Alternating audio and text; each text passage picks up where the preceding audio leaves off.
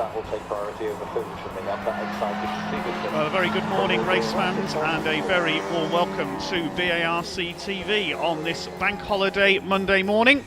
Ready for a packed day of saloon car racing here with the British Automobile Racing Club here at Donington Park in the North Midlands. My name's Dave Goddard. I'll be taking you through the action here today. Some of the top saloon car racers in UK club racing are here. First of all, many apologies for the late start to our coverage. A few technical hitches getting going with our live stream today, but we are now ready to go live with our qualifying show. Racing coming up this afternoon. Let's have a look what we've got on the bill today. A packed entry from the Classic Touring Car Racing Club, the nucleus of our programme today.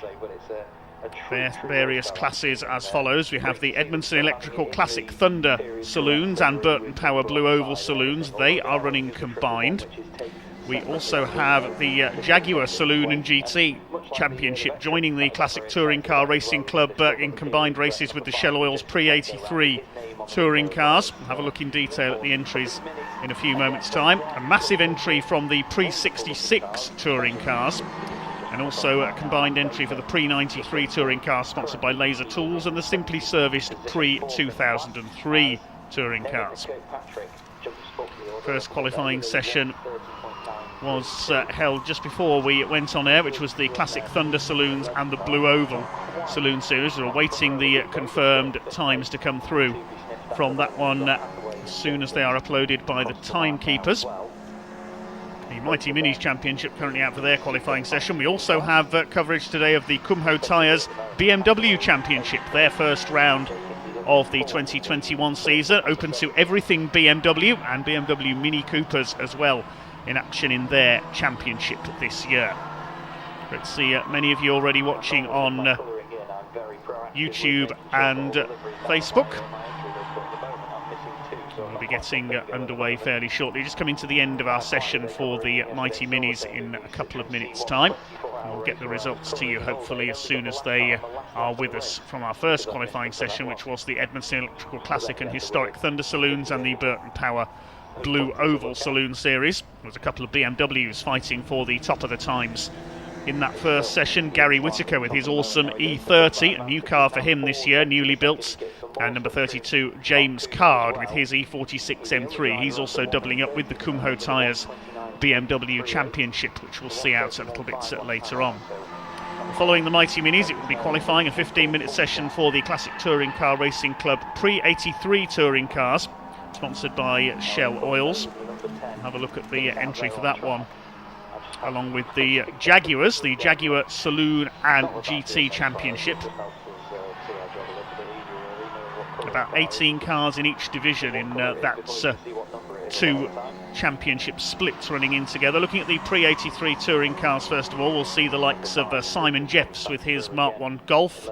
He was a winner at the opening weekend of the year, as was David Howard with his Jaguar XJ12. Jaguar powered, but it's not running in the Jaguar Championship this year. We've also got Ford Escorts, Triumph Dolomite Sprints, Alfa Romeos, a couple of BMWs, a couple of Opels in there as well.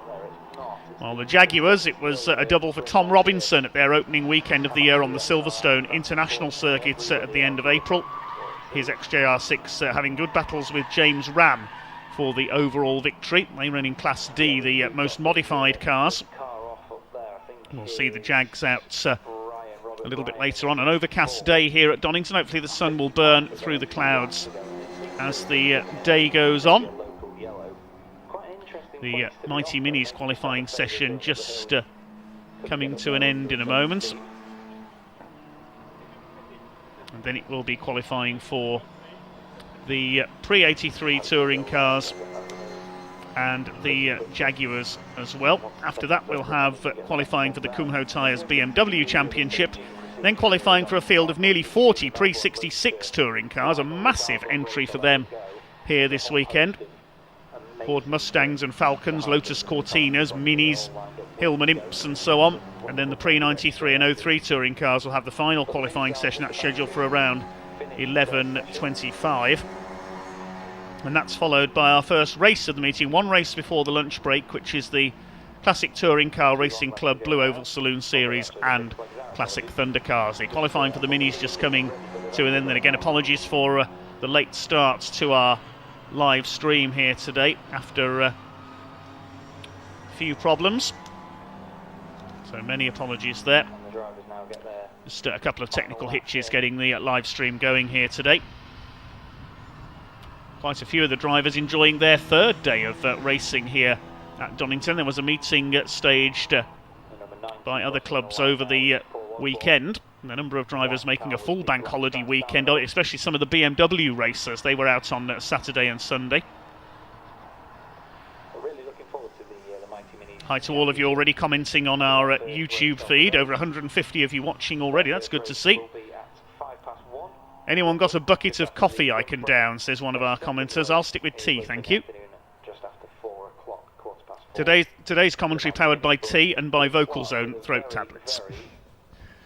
Comprehensive performance there in qualifying, showing why he has the number one on the car, because he is. So qualifying coming up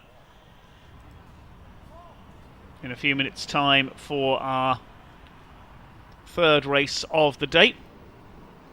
See a slightly overcast day here at Donington. Here's the schedule for the rest of the morning then. The Jaguar Enthusiasts Club Saloon and GT Championship combined with the Shell Pre-83 touring cars. That gets underway in just a few minutes' time. Then a 20-minute qualifying session for the Kumho Tyres BMW Championship.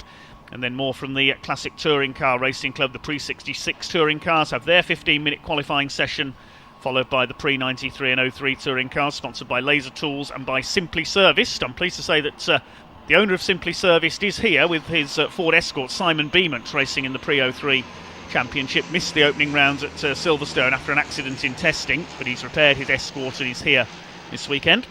And then the first race, which will be for the Blue Oval Saloon Series and the Classic Thunder Saloon. Some very impressive cars in that series indeed.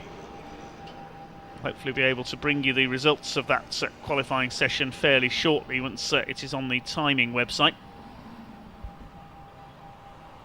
One of the recovery vehicles just making its way out there at Copse Corner, I noticed, so possibly a car to be retrieved from the Minis session that we've just seen. So we overlook the last corner. We'll see some passing there. The run down the exhibition straight past the Donington Exhibition Centre into the right-left of the Roberts chicane, named after Robert Fennell. The man who resurrected racing here at Donington was the circuit's boss for many years. It's a beautiful circuit here at Donington Park, just next to East Midlands Airport in Derbyshire, if you're not familiar with the venue. A very flowing circuit, plenty of elevation changes. A couple of our volunteer marshals just making their way out to do some sweeping up there. Now, thanks to them for their services. We could not go racing without them. Have a look online with the British Motorsport Marshals Club if you fancy becoming a volunteer marshal, getting up close and personal with the race action around UK club racing.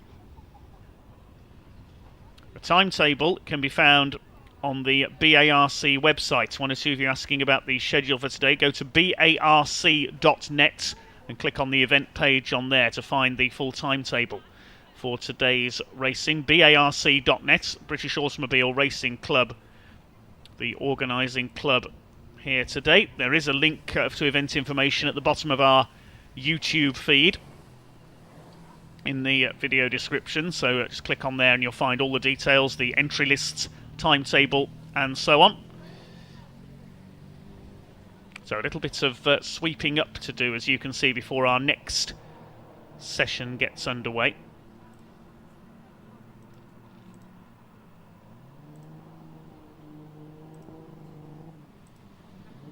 Bring you any amendments to the entry list as we get them as well.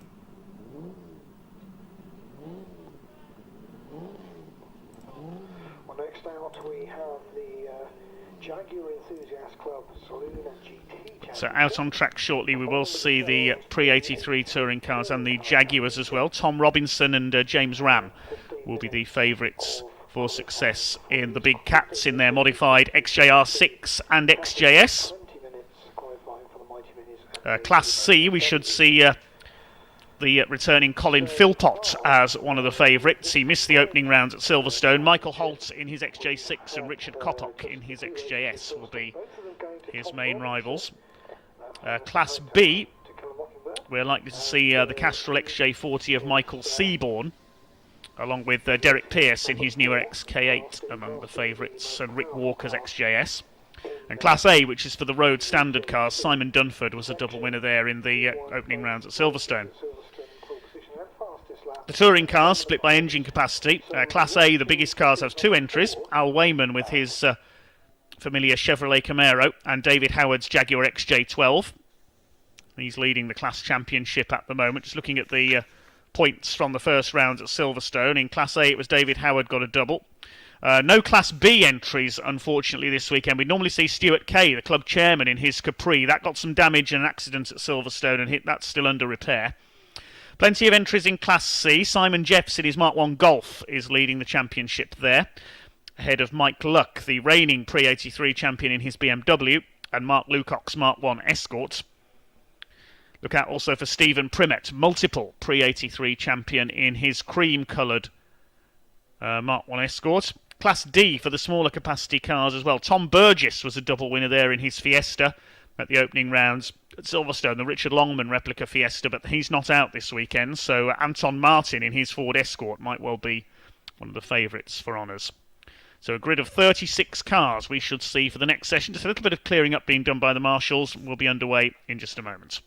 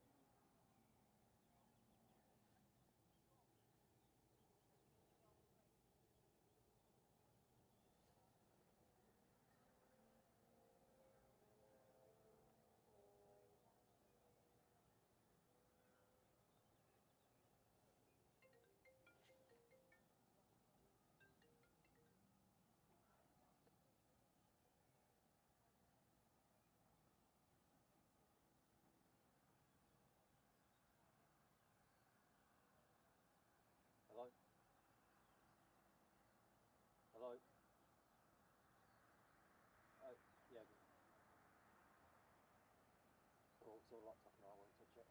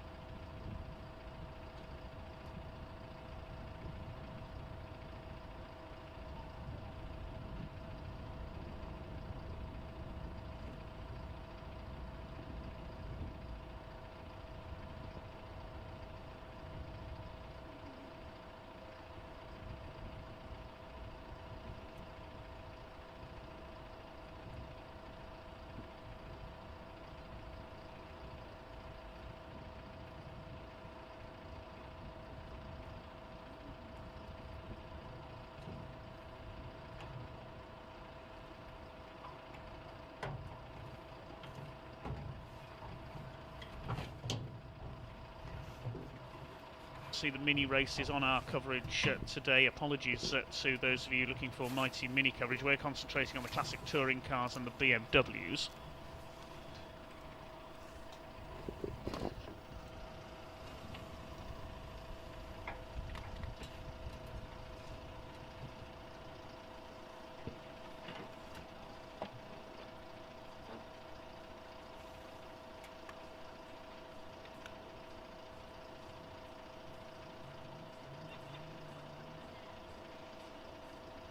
Good to see nearly 200 of you watching on the YouTube feed.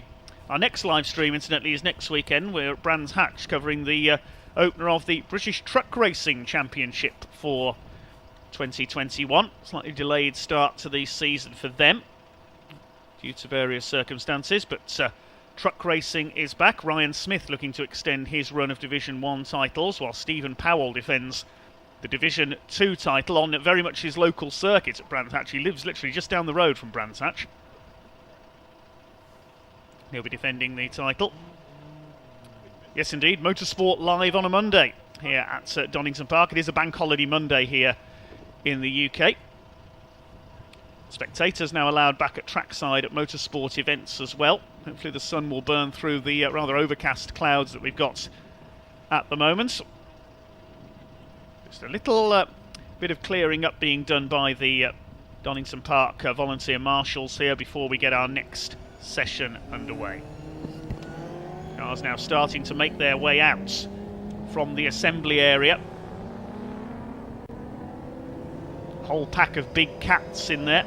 I noticed the number 44 car going through Guy Conyu's XJS was in there, the green and white Group 44 car. The Bob Tullius replica used to run in the Trans Am series in America, the Group 44 XJS. Look out for that car.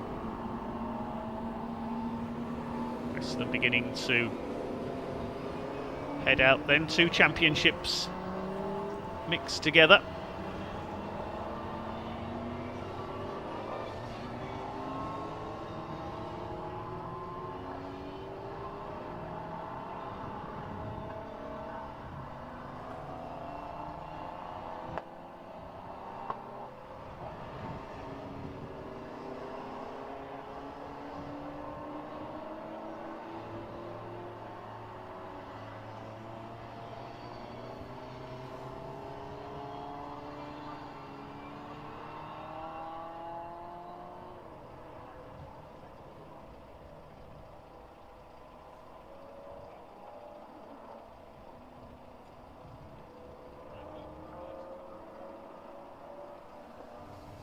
Green flags from the marshals then, and we get underway over 15 minutes of qualifying.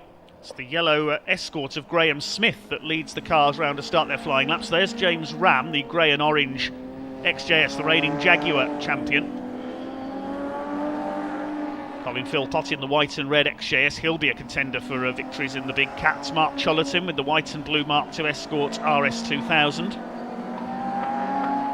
Daniel Stewart in his Hesketh liveried Jaguar. He was racing at Donington yesterday as well. Mark Osborne, the Welshman, with the black Triumph Dolomite Sprint in there. Cars heading through the chicane to begin their first flying laps.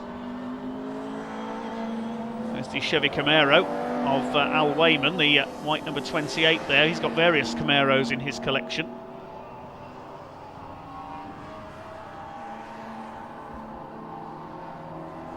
Alfa Romeos in there, Vauxhalls and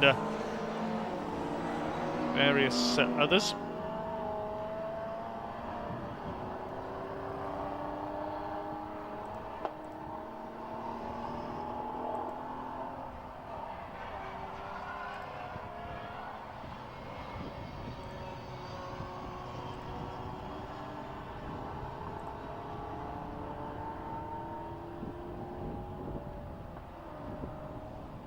So the flying lap times will be starting to come in next time around. James Ram will be the first man to set a flying lap time here in his XJS.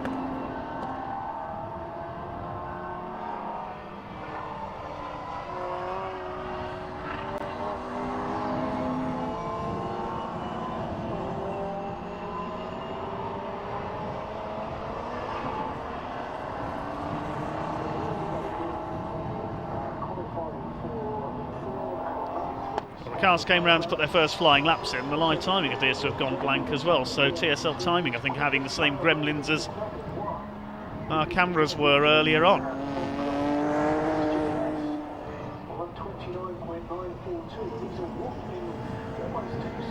There's the green and white XJS Guy Connu in the Bob Tullius Group 44 replica. Mark Chullerton with the Golf of Simon Jeffs, the Akai Hi-Fi liveried car behind him. Michael Holt in the green and black XJ6 Jaguar. Mainly XJSs. XJ6s and a couple of XJ40s as well.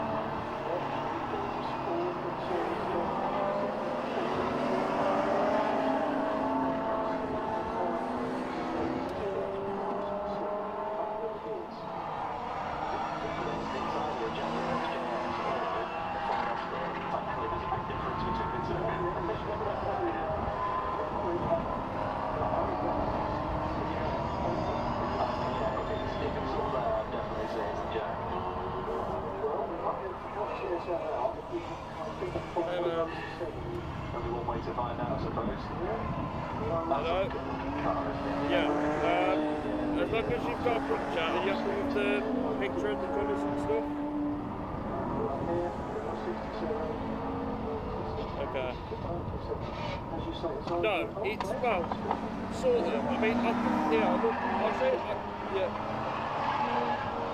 So, follow this car. These three coming.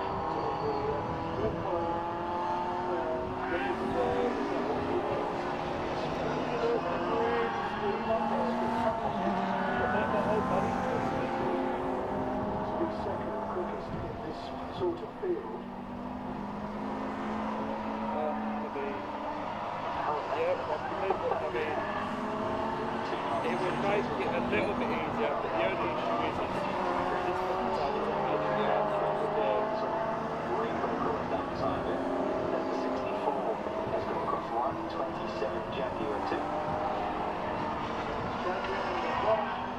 Wait, we're not operating this street well for that, are we?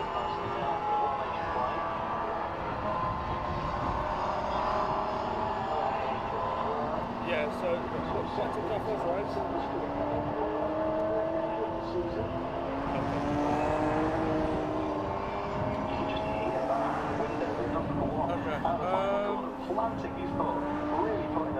It's going to take a long time to get the bunker tower down and moved.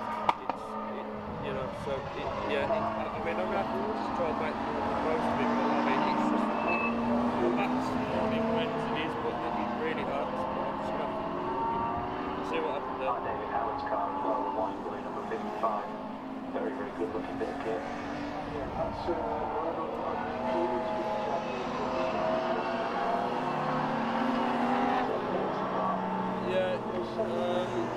turning front ways.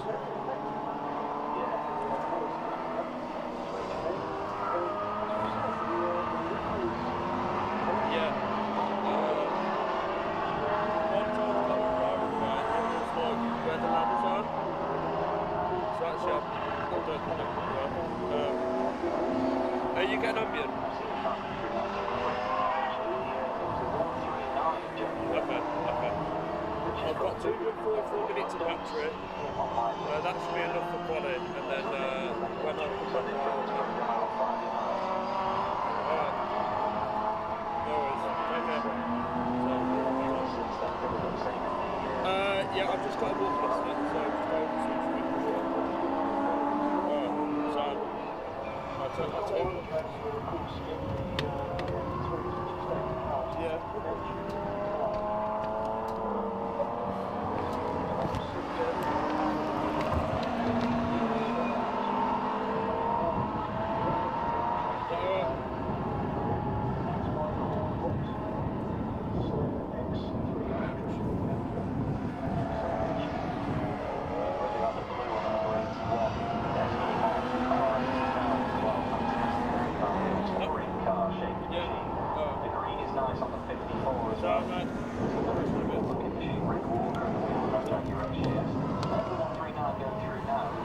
Qualifying continues then for the Shell Oils Pre-83 and Jaguar Saloon and GT Championship.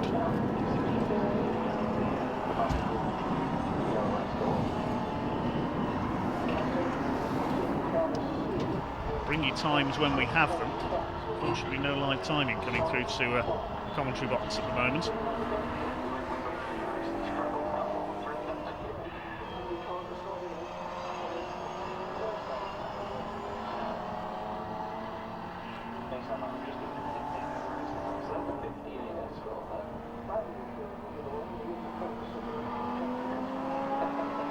Great variety of cars out there. Good to see David Hickton back out at the wheel of his Opel Cadets there, going through the yellow car. Haven't seen him race that car for some time.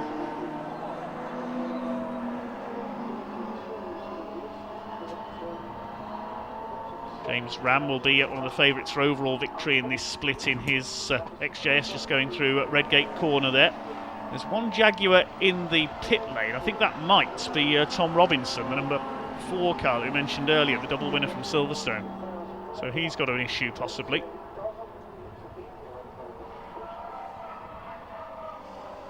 couple of XJ40s through the chicane there.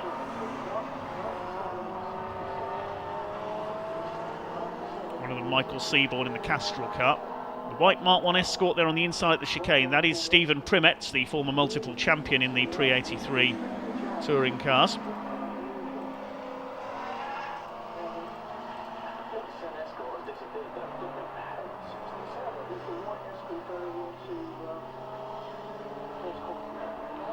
As soon as I have live timing, I'll be able to tell you who's quickest. There's Robinson back out, the white and dark green car going through red gates. Al Wayman in one of his various Chevy Camaros. Looking a bit smoky there. David Howard with his headlights on, coming down the Wheatcroft Straight in the big Jaguar XJ12. That's not running in the Jaguar Championship, that is a Pre-83 touring car.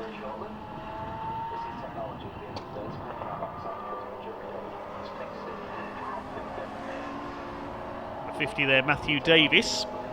Looks like he's changed car. His car had a fire at Silverstone, unfortunately, so I think he's in a backup car, the Jaguar XJR. Anton Martin with the Mark III Escort. Mike Luck, the reigning Pre-83 champion in the BMW.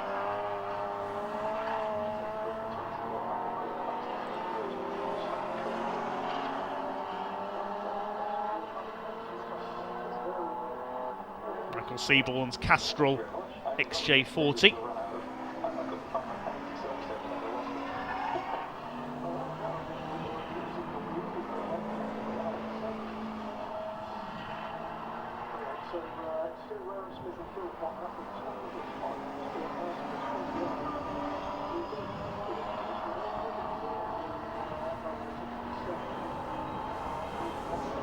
The Opel Ascona there, that's Steve Curtin, that's a new car to the championship, the Opel Ascona SR.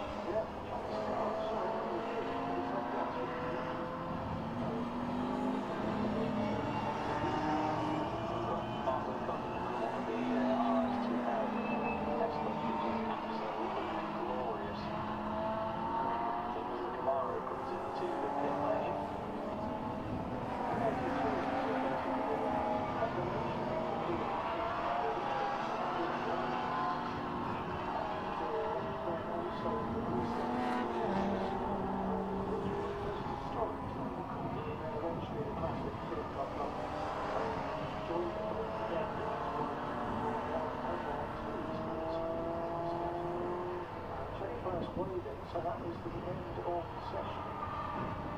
Still, unfortunately, do not have an up-to-date list at our end, I'm afraid, but we'll give you results where we can, of course. And we know that the fantastic people at TSL will be working as hard as they can to make sure that it is all up and running correctly. The number 4 car comes in. Now that, I don't think did many laps in that session actually. It's got an interesting livery on it too, with a lot of different patterns down the side of it. The then goes to the British racing S club over the back. Everybody just getting their final laps in now then. And we will just try and see what we can do about sorting anything in this end timing wise. But next session in just a few minutes will be the Kumho BMW Championship qualifying session. We'll be back with you in a minute for that.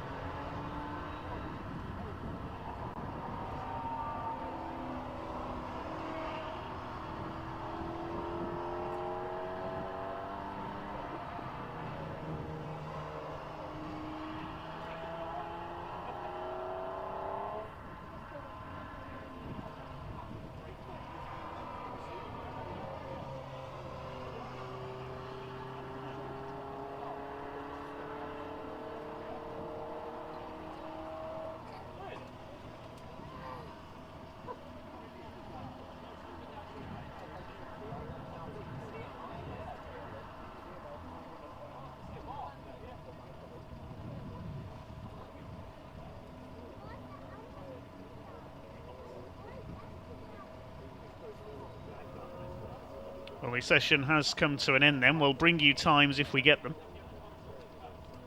Kumho BMW Championship out next, so we'll preview their opening round of the season.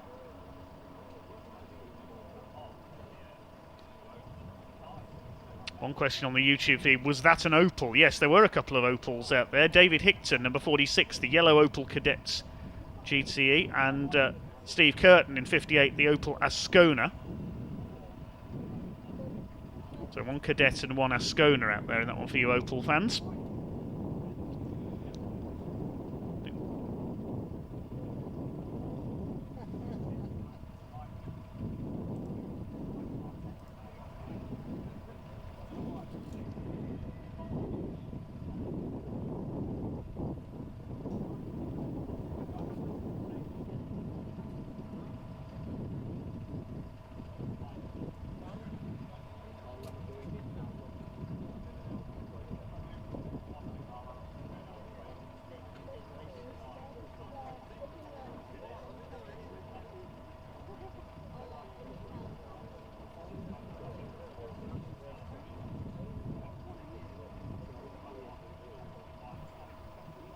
We should see 18 entries out next then for the Kumho BMW Championship.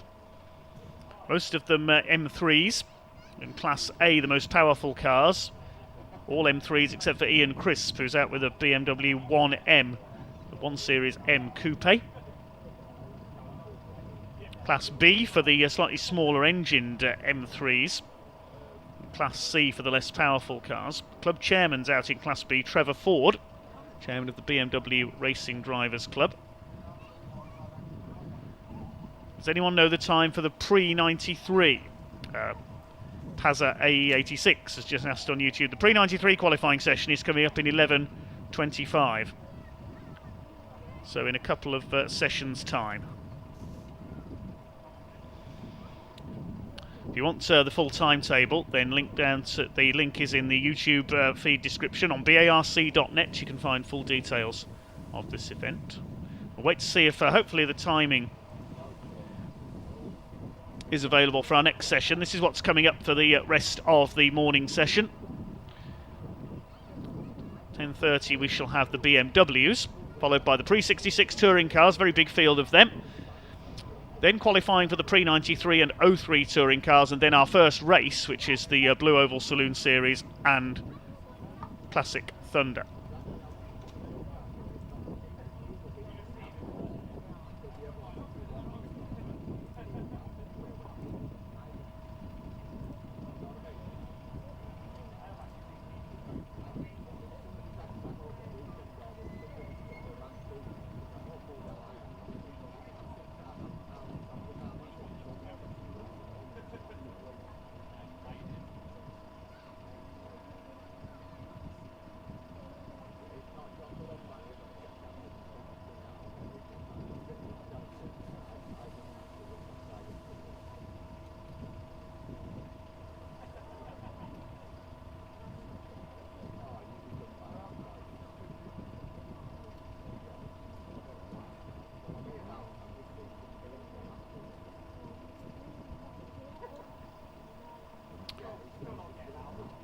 One car being towed in there.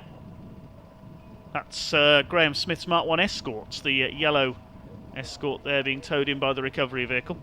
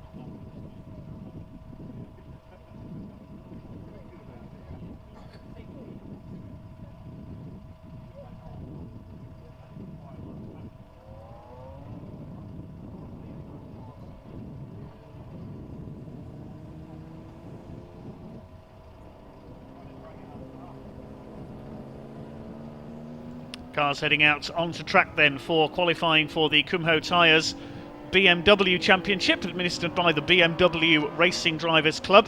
Been with the BARC for many years. This championship should have about 18 cars out there, a class for BMW Minis in the championship as well. Field is led out by Michael Pensavalle in the red E46 M3 there. He could be one of the favourites for victory today. The reigning champion came out of Class B last year, Sonny Gill, but I don't think he's here this weekend to start the defence of his title. There's Jason West in the black and yellow M3 there. He could be a contender for victory today, number 76. 2 races for the Kumho BMWs. There's one of the Ford family, that's number 25, Trevor Ford. The club chairman of the BMW Racing Drivers Club, I believe. Okay, looks like we've got our live timing back for this session, which is great to see. Hopefully that stays with us. We'll see who's the quickest of the BMWs. Mainly M3s out there. We've got a couple of BMW compacts. James Ford in his 328i coupe as well. Jason West is the first man over the line to get a lap time in of 1:17.825 seconds. James Card there on his local circuit here at Donington, the silver car, comes through. Michael Pensavalle in car number 146 with his M3. He was racing over the weekend at Donington as well. A couple of unknowns on the entry list here. have to get their names in from the timekeepers when we can. Timekeepers with a few issues, I think, at the moment. Blue and orange car there, Sean Foley, the compact. So it's West quickest after the opening lap of this session.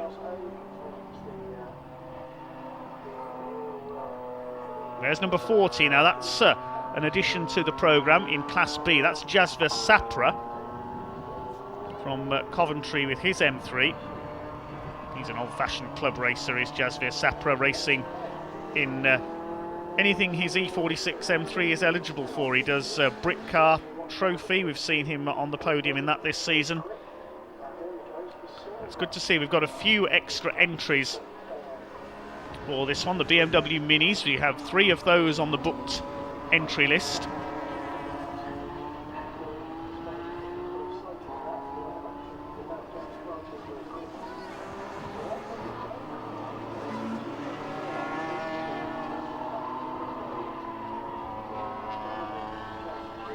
Well, the car's completed one flying lap time and then the live timing's reset itself again. I don't know what's going on here.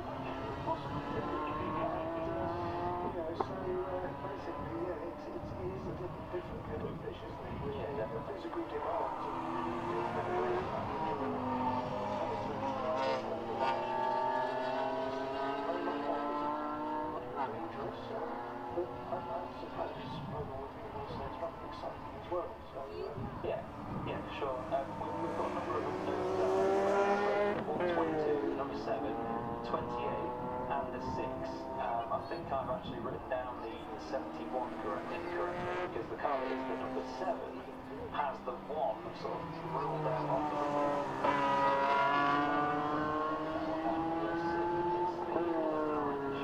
very short, actually got the mini Italian club and the big car.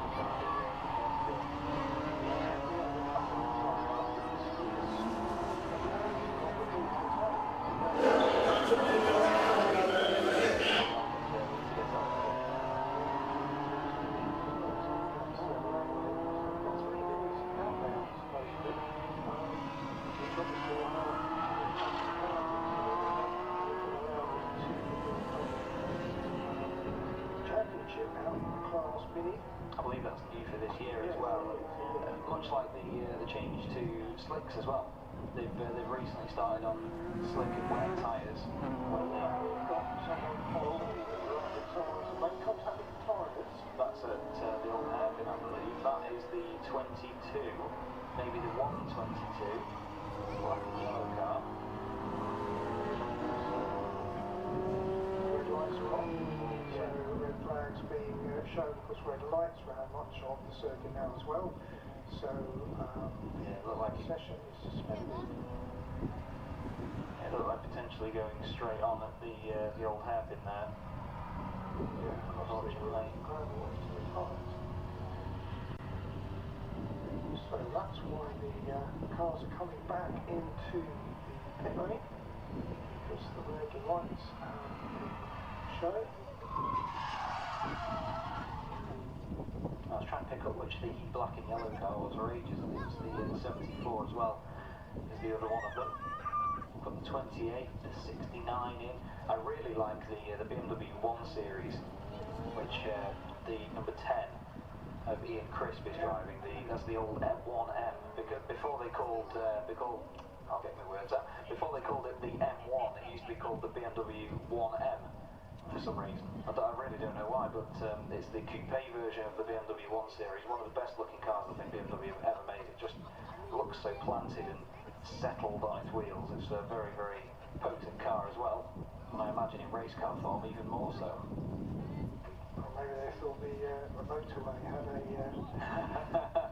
Yeah, that's a good point. copyrighted. Yeah, that's true. I can't wait till they do the BMW N25. It won't move anywhere, will it? It'll be stationary all the time. Yeah, there's Trevor Ford, 25. So you see, he's not credited with any laps, but he's been out there. That's the organiser of the championship over many years. There is 32. That's James' car. Yeah, it was quickest ever on the session. He's only down in 5th at the moment on this one, and it's the 76 car of Jason West, who is quickest at 1:17.825. Now this is the car I got confused by here, just in front of us. It has 71 on the window, but the 1 is crossed out, so that is the number 7, At which is least on we know there. who it is now. It's Denwood, so that's Kevin Denwood. So number 10. They haven't given him a class. Number 10? No, sorry, sorry, why did I say that? It's because he's 10th. But Okay. number 7 is Kevin Denwood, but we don't know what class he's in. No. Whether he's, I think that's BLC. I don't think he's a Class A entry, that number 7. No, I'm not sure. It's one of the shorter coupes, the 328, I believe it is. I'm not 100% sure, I'm afraid. It's an interesting shape of the 3 Series, that car. You don't see too many of them about now. It's got an almost Lexus IS200-like rear end on it. It's a very interesting machine. My cousin had one for a while. Well, the red flag has come out here at Donington Park on our Kumho BMW Championship session. Hopefully they'll be back underway as soon as we can. The car's gone back into the pit lane, so a problem somewhere out on circuits, presumably a car off the road. As we say, this is not our full complement of cameras we've got running at the moment. They will all be live for the first race later on, the Classic Thunder and Blue Oval Saloon Series race coming up at around 11:50. So we're all right with that one. All the cameras will be operating by then. We one out because Hopefully the live timing will as well. We're not sure what the issue is with TSL timing at the moment. We can only apologise for the lack of that's a pretty good live timing. BMW. Makes it a bit difficult to cover a qualifying session, unfortunately, when you haven't got timing. Great idea for So this apologies for season. the silence there. And, so Hopefully all the gremlins will be sorted out on this Bank Holiday Monday here at Donington Park, and we'll be underway again shortly. Against as well, it gives the minis themselves chance to stretch their legs, which is nice to have. I wonder if there's any crossover from the mini championships. Yeah, the mini challenge. Yeah, because a lot of the Cooper class cars in that sort of category are all modified from the road cars. Effectively, it's only when you get to the JCWs that they are the purpose-built cars. I spent 2019 doing the social media for a driver in that championship, Ben Palmer, and those cars are phenomenal. They're true touring cars, the JCWs, very tightly packed engine bays, which are a pain in the backside to work on apparently, but they are thoroughbred purpose-built touring cars, and very, very sturdy as well. They could take a beating, those things. Very healthy entry. Yes, they had full grids when they supported the British GT Championship. I think they had 32 cars, and then they filled up very quickly when they announced that they were going to the Toka package as well. Still 32 cars there as well.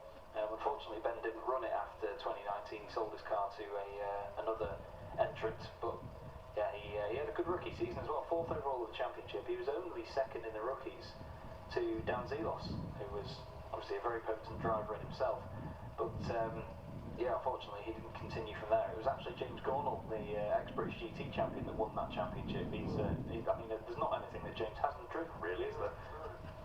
Didn't Ben do Renaults? Did he do Clios before? He was, incredibly successful in the Michelin Clio Cup. I think he was a triple champion of that. There was one season where he won every single race until the final race, where he had a fuel line break with a few laps to go. So he almost won every race that season, but unfortunately missed out on the last one. But still, he was very, very dominant in that series.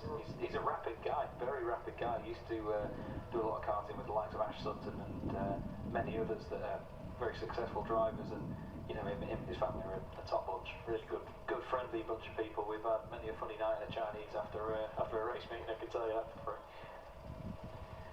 Yeah, so waiting now for the incident to be sorted out, and we'll be underway very shortly.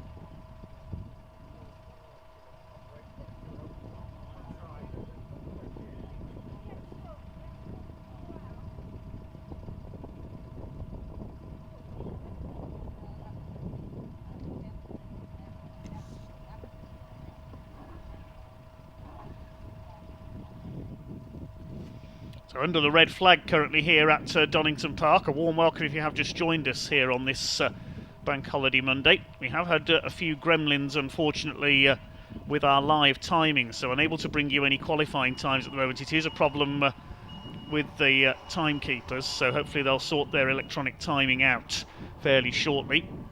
We're not sure if that is the reason that this session has stopped, because the cars were not being timed, but we'll bring that to you as and when we can. Hopefully we'll have some grids for our races coming up later on. Classic Touring Car Racing Club plus the Kumho Tyres BMW Championship racing with us here at Donington today. And we'll be back underway just as soon as we get the okay from the clerk of the course to do so.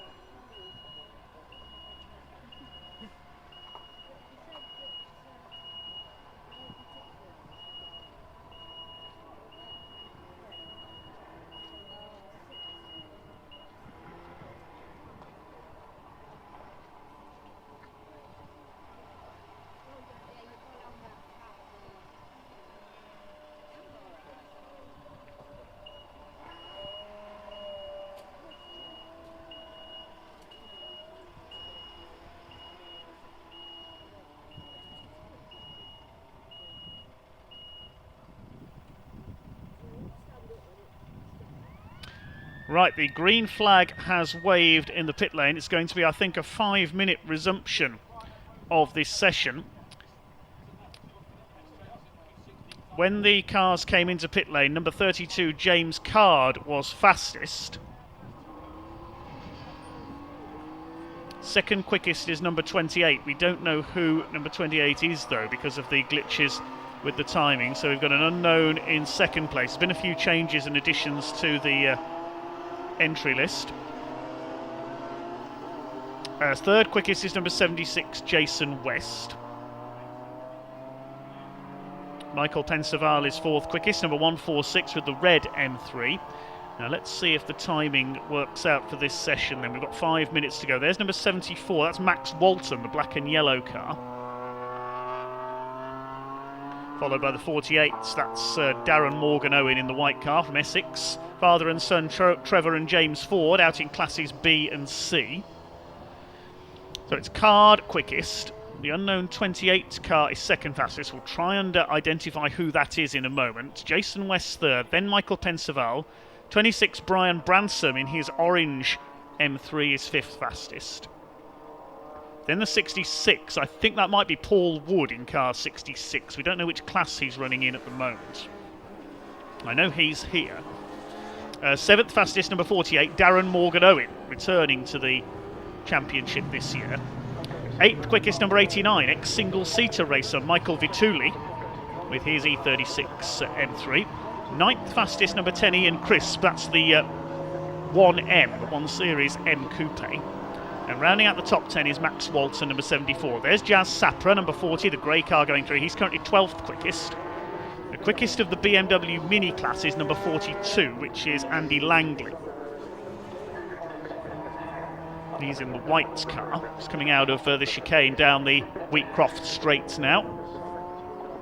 Named after Tom Wheatcroft, who rebuilt this circuit. Of course, stage racing before World War II. It was revived in the 1970s.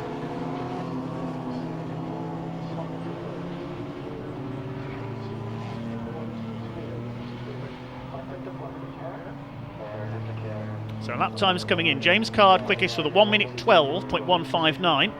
This circuit just under 2 miles in length. There we see the run up to McLean's briefly there. The car's coming down into the Robert chicane as well. You can see the elevation change from that shot at McLean's.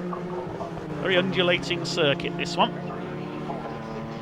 So we now have got lap times coming in, so hopefully the live timing has sorted itself out. Very sorry for the problems with the timing so far. A few glitches for them. Hopefully we'll have the grids for the other races that can bring you the qualifying results from the earlier sessions we didn't get as well. Michael Pensavalle goes up into third place. He's done a 1:13.09. There's only a couple of minutes before the checkered flag comes out. Jazz Sapra has come into pit lane in the number 40 there on the right of your screen.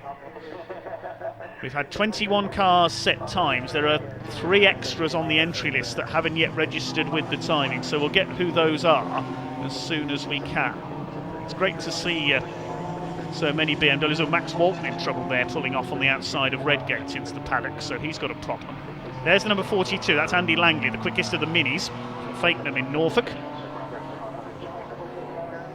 One car that has not set a flying lap yet is the 55 of Gary Papworth in his mini. There's a yellow flag out. You can see the yellow light flashing on the gantry in the background there. That's a yellow flag because of the 74 car stranded there, I think. Yeah, the yellow flag wave from the Marshals on the left of the picture. Jazz Sapra heading back into the paddock. His session is done.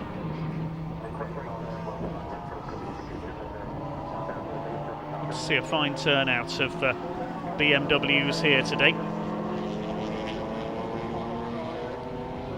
One car we haven't seen is Brad Sheehan, leading runner in a couple of other BMW championships as well. We haven't seen him out there yet.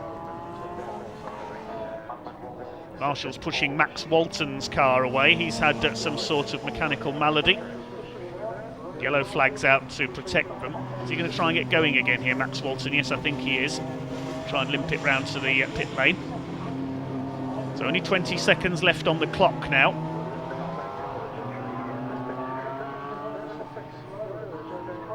as though James Card is going to take pole position for the first of the two BMW races here today. In recent years, we've seen drivers move up the ranks of motorsport, chief among them Rick Kerry, who went from this championship to race briefly in British touring cars, Tom Wrigley, who raced on the Toka package as well. Where's the checkered flag? The session comes to an end. Are we going to see any late changes here? There's James Card, the silver car. Looks like he's going to take pole position. No, I don't think we're going to see any changes among the top runners.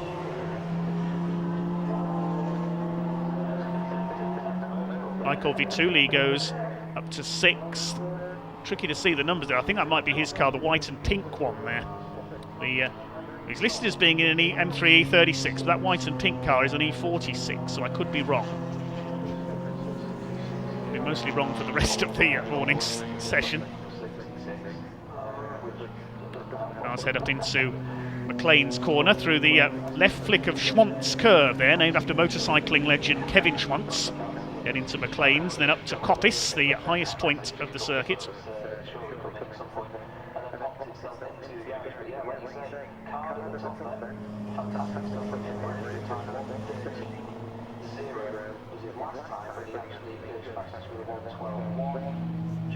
That pink and white car, that's the 28 car, the car we don't have a name for. I've just clocked the number there as it came through.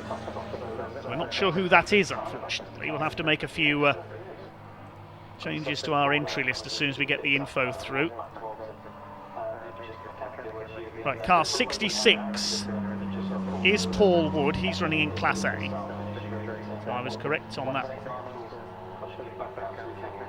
And number 22 is also on there as an unknown. 122 he's down as. That's Russell Dack, the former champion. So good to have Russell out there as well, the champion about 4 or 5 years ago now in a BMW Compact then.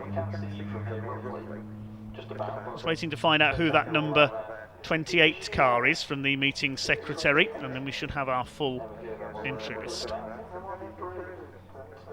All a bit play it by ear at the moment, especially with those early gremlins with the live timing, but that has sorted itself out now, I think. We come to the end of our qualifying session for the Kumho BMW Championship, with BMW Minis now included as well. And our next session is qualifying for the Classic Touring Car Racing Club Pultec Race Engines Pre-66 touring cars. That will be underway in a moment. This is the grey Mini, Neil Clark, number 53, with Norfolk Mini written down the side. I can't wait to see this classic grid get out behind us as well. So many amazing cars lined up.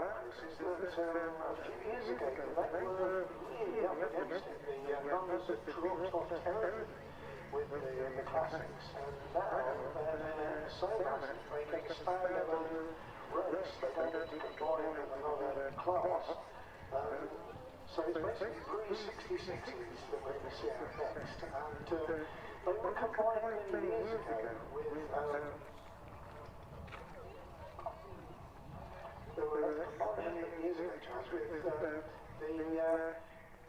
pre-60s, which were classic saloons, and then the pre-66s were historic historic touring cars. And now they're all just called classics. Yeah. The original classic grid was a pre-1960 machine, so as you can imagine, they slowly dwindled with availability. Yeah, of course. And so then they were eventually combined with the pre-66s, and now everything's picked up again. Well, the same thing to do with that. Obviously, if we could revive these cars, wouldn't really pass muster with that, because they're the right time span. Yeah. The good revival cars are very heavily improved, aren't they? Yeah, they are indeed. It's just great to see that whole stereotype. You know, you've got the David versus Goliath thing going on, you've got the Minis and the Ford Falcons, the Minis against the Mustangs. It's just that typical time when there's either raw power or pure agility in touring car racing. The unmistakable Cortinas as well, which I absolutely adore. It's never a very big bar. Okay, the BMW Kumho BMW Championship qualifying session comes to an end. I think Russell Dack, our extra entry, number 122, was the car that brought out the red flag during that session, unfortunately. Hopefully he'll be able to repair in time for the first race. Next up on track today is the Pultec Pre-66 Classic and Historic Touring cars, and they've got a huge entry here this weekend, it has to be said. Quite a few cars with two drivers sharing them, one driving in the first race and one in the second. Entry of 36 cars booked in for this event. Various classes for this one. Class A is for the big V8s, the Ford Mustangs and the Ford Falcon, 3 entries in there. Class B for the slightly smaller engine cars. We've got a Triumph and an Austin A40, one of the more modified A40s in that field. Class C is the most numerous. We've got loads of Minis and Ford Anglias in there. We've got a Cortina GT as well, a couple of Alfa Romeos, an Austin A40 as well. Class D, again smaller capacity cars, we've got Austin A40s in there and Morris Minors. Class E is for Hillman Imps, and Class F for Lotus Cortinas. And it was a Lotus Cortina that got the 2 overall wins in the opening rounds at Silverstone. Peter Smith from North Yorkshire in his Lotus Cortina. Number 71, number to match his age, he tells us,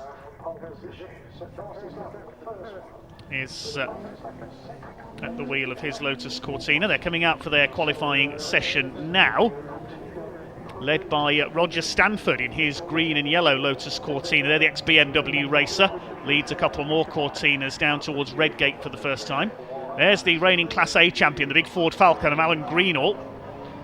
We've got Minis out there. They're good to see the number 25, the blue Mini, out there, all the way from Glasgow. That's Jimmy Syme at the wheel of that car. It was going to be Barry Syme for race 1 and Jimmy for race 2, but Jimmy's now driving in both races, we're told. That car had some problems in the classic car races held here at Donington yesterday, so good to see that it's back out. We've got Hillman Imps there, Morris Minors, including the reigning champion, number 1 Patrick Harris, will be out in his Morris Minor. That's a maroon car coming through in the middle of your picture there. The Triumph Vitesse is out there of Stuart Radford. He's got a few Triumphs that he's raced over the years. Stack of Austin A40s in there.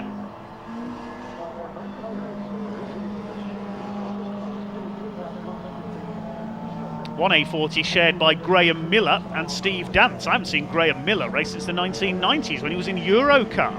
Remember those, the Space Rain Ford Mondeos, and he's sharing the car with Steve Dance, who normally races a very leery Ford Capri.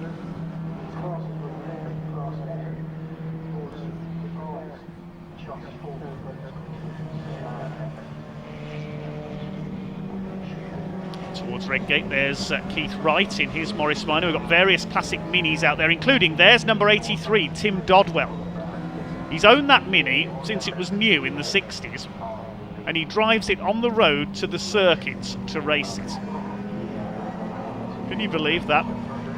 Real unsung hero of British club racing. Would be great if we could hear from Tim later on in the paddock. Okay, so the lap times will start to come in. It will be Roger Stanford first to set a time, 1:30.420.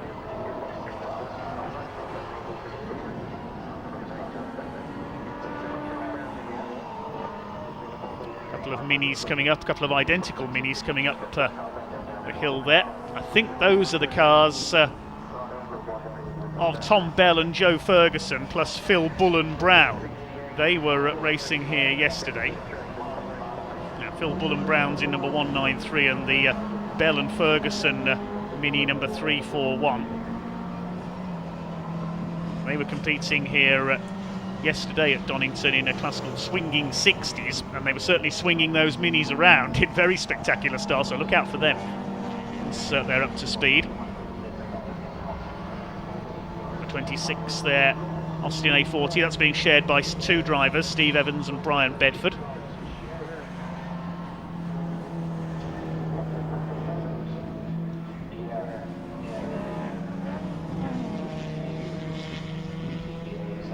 Stanford's now done a 1:27.657. We'll wait for the rest of the times to cycle through as their tyres start to heat up. Peter Smith in second. The Syme Mini, that's Jimmy Syme at the wheel, has gone third quickest, the blue Mini. Behind him is 33 James Everard with his Alfa Romeo. That's the yellow and orange car coming towards us now, the Alfa Romeo Sprint. 13 is 5th quickest John McGurk with his Lotus Cortina. 6th fastest Alan Greenall with the Ford Falcon, the first of the big Class A V8s. He's got a couple of Ford Mustangs for company in that division. 3rd quickest goes the number 501, the Derdal family. They're competing in just about every race for the classic touring cars here this weekend. The Derdal family in number 2, there's a change of number there. They were down as number 241, they're racing as 501.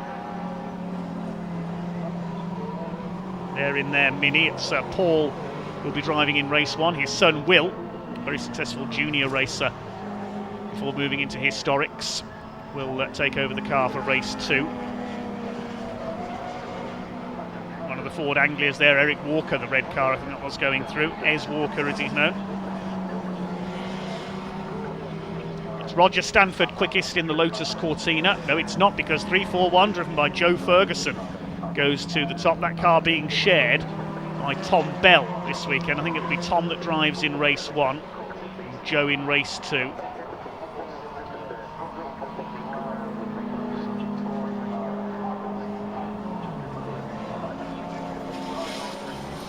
That's Greenall, the big Ford Falcon through Redgate Corner. The Alfa Romeo of James Everard next through. The 193, Phil Bullen Brown, that is, listed as unknown, but got him through on my entry list. He's 5th. Peter Smith, the double winner from Silverstone, is 6th. There's another Anglia going through, Alex Williams, number 39. There's one of the Mustangs, the red car there. I think that's Piers Grange at the wheel of that one, the multiple Blue Oval Saloon Series champion in an Escort. Piers Grange is out there.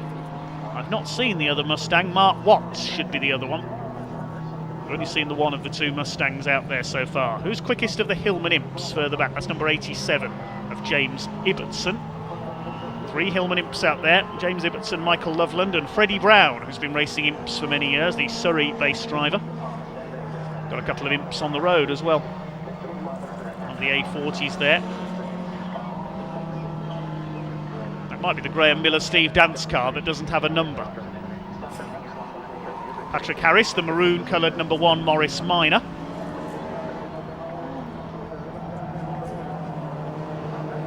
Now, thanks to our YouTube commenters on the BMWs, it was Brad Sheehan in the unknown number 28 in BMW qualifying. Thank you, Andy Abrams, for that one. We say a few unknown cars on our entry lists at the moment, but thanks to those who've filled us in on a few details there.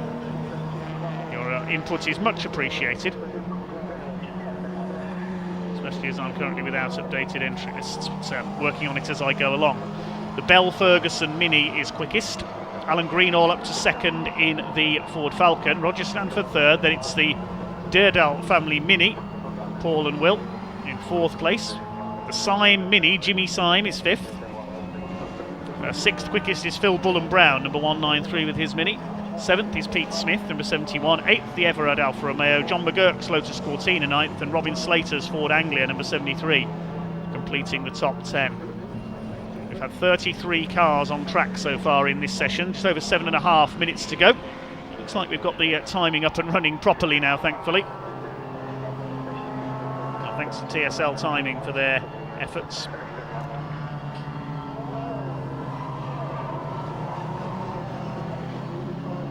There's Ez Walker, the red Anglia. One Anglia we haven't got this weekend, Michael Sheraton, after his navy blue Anglia picked up some damage at Silverstone. Keith Wright's Morris Minor, number 68 there, the red car from Bedfordshire. Lost one of the Minis out there on circuit somewhere, showing has not come through. Long time Saloon racer Roger Ebden. He's disappeared somewhere around the circuit. There's a yellow flag at Schwantz Curve, so he may be off up towards the top of the circuit there, Roger Ebden, towards Coppice Corner.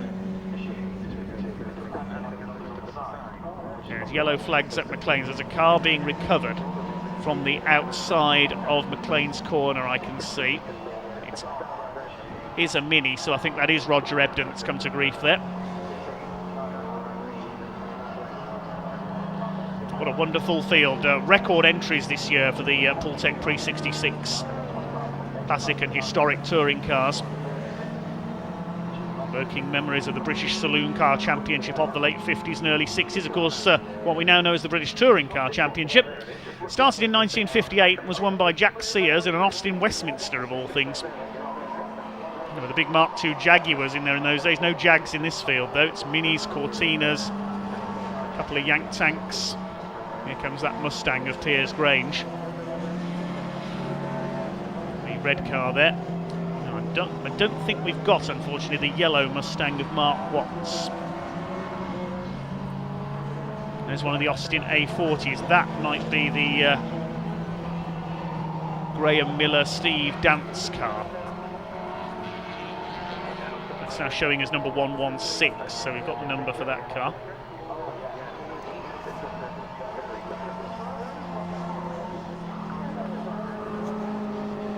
Spinning Wheels podcast has come on Pete Smith, looking for his third and fourth wins of the season in his Lotus Cortina. He's currently 7th quickest. The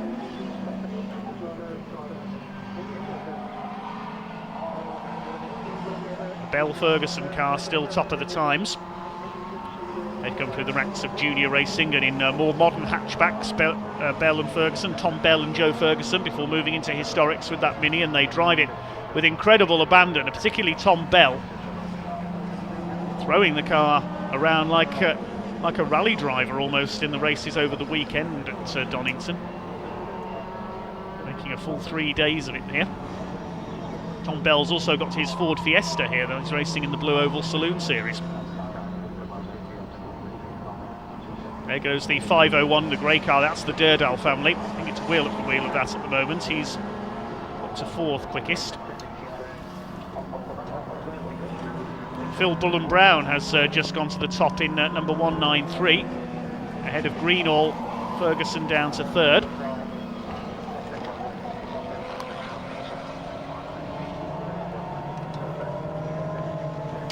Coming towards the end of this session now, 4 minutes to go.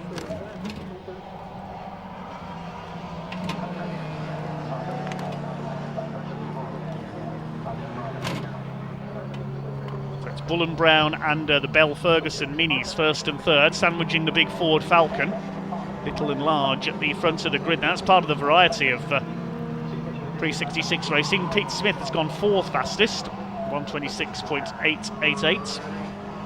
Durdal is 5th, then Roger Stanford, Robin Slater's Anglia. The Syme Mini is 8th.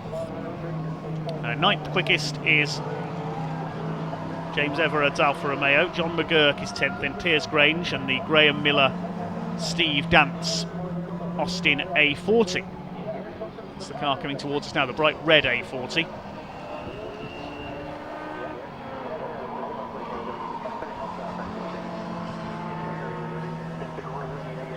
It's a car drivers I've not seen since their Eurocar days. They used to race together in the Mondeos. Steve Dance has gone on to race various other things since then. One A40 out there with no number. We don't know who that is at the moment.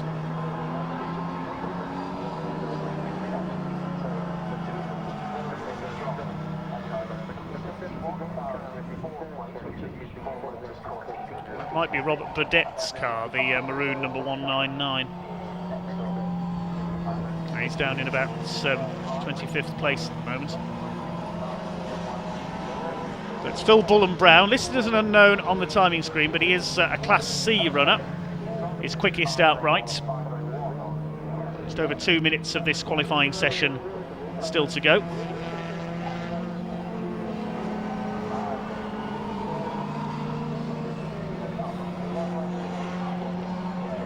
Still don't have any grids, unfortunately, for the earlier sessions.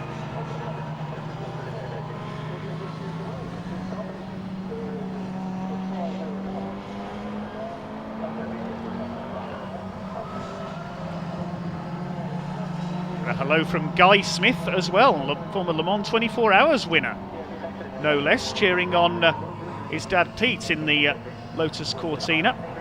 I've seen Guy out in a Lotus Cortina alongside Pete in the past as well. Great to hear from you, Guy.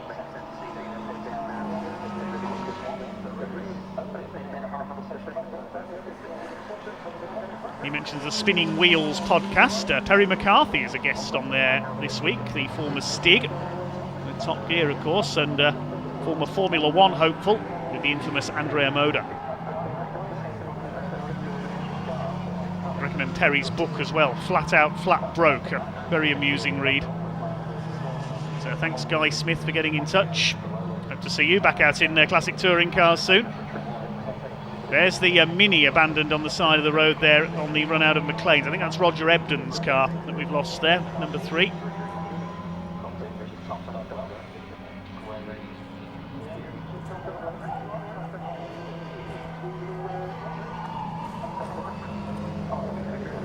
Still Phil Bullen Brown at the top ahead of Alan Greenall's Ford Falcon. He's currently in the pit lane. Ferguson Bell Mini third. Well, that car has just gone up into second place. They've just done a 125 points at 328. That's only listed as Joe Ferguson. We'll see what it's listed as come the races. I think he's still sharing with Tom Bell. Tom should be in race 1 and Ferguson race 2 according to the entry. Very busy into the chicane there. We've got a couple of imps running together. I think that's Michael Loveland and Freddie Brown. Quickest of the Hillman imps is still James Ibbotson, the dark blue car. I think he's currently in pit lane. The clock has counted down to 0. The checkered flag will be out. Wait to see if there's any late changes here at the end of this qualifying session.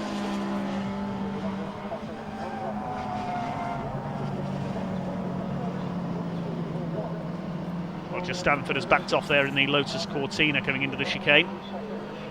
Looks as though it's going to be Phil Bullen Brown who takes pole on his debut with the Classic Touring Car Racing Club. He's done a 125.115. Wait for everybody to take the checkered flag though.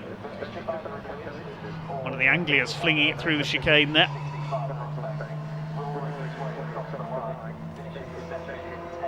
So Phil Bullen Brown quickest, second quickest number 341, Tom Bell and Joe Ferguson with a 125.328. The two minis separated by 0.2 of a second. Looks like it is going to be an all-mini front row.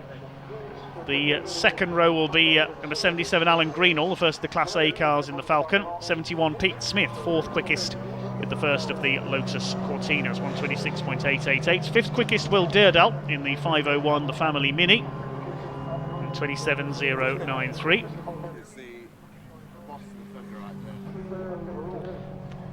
Sixth quickest is number 11 Roger Stanford.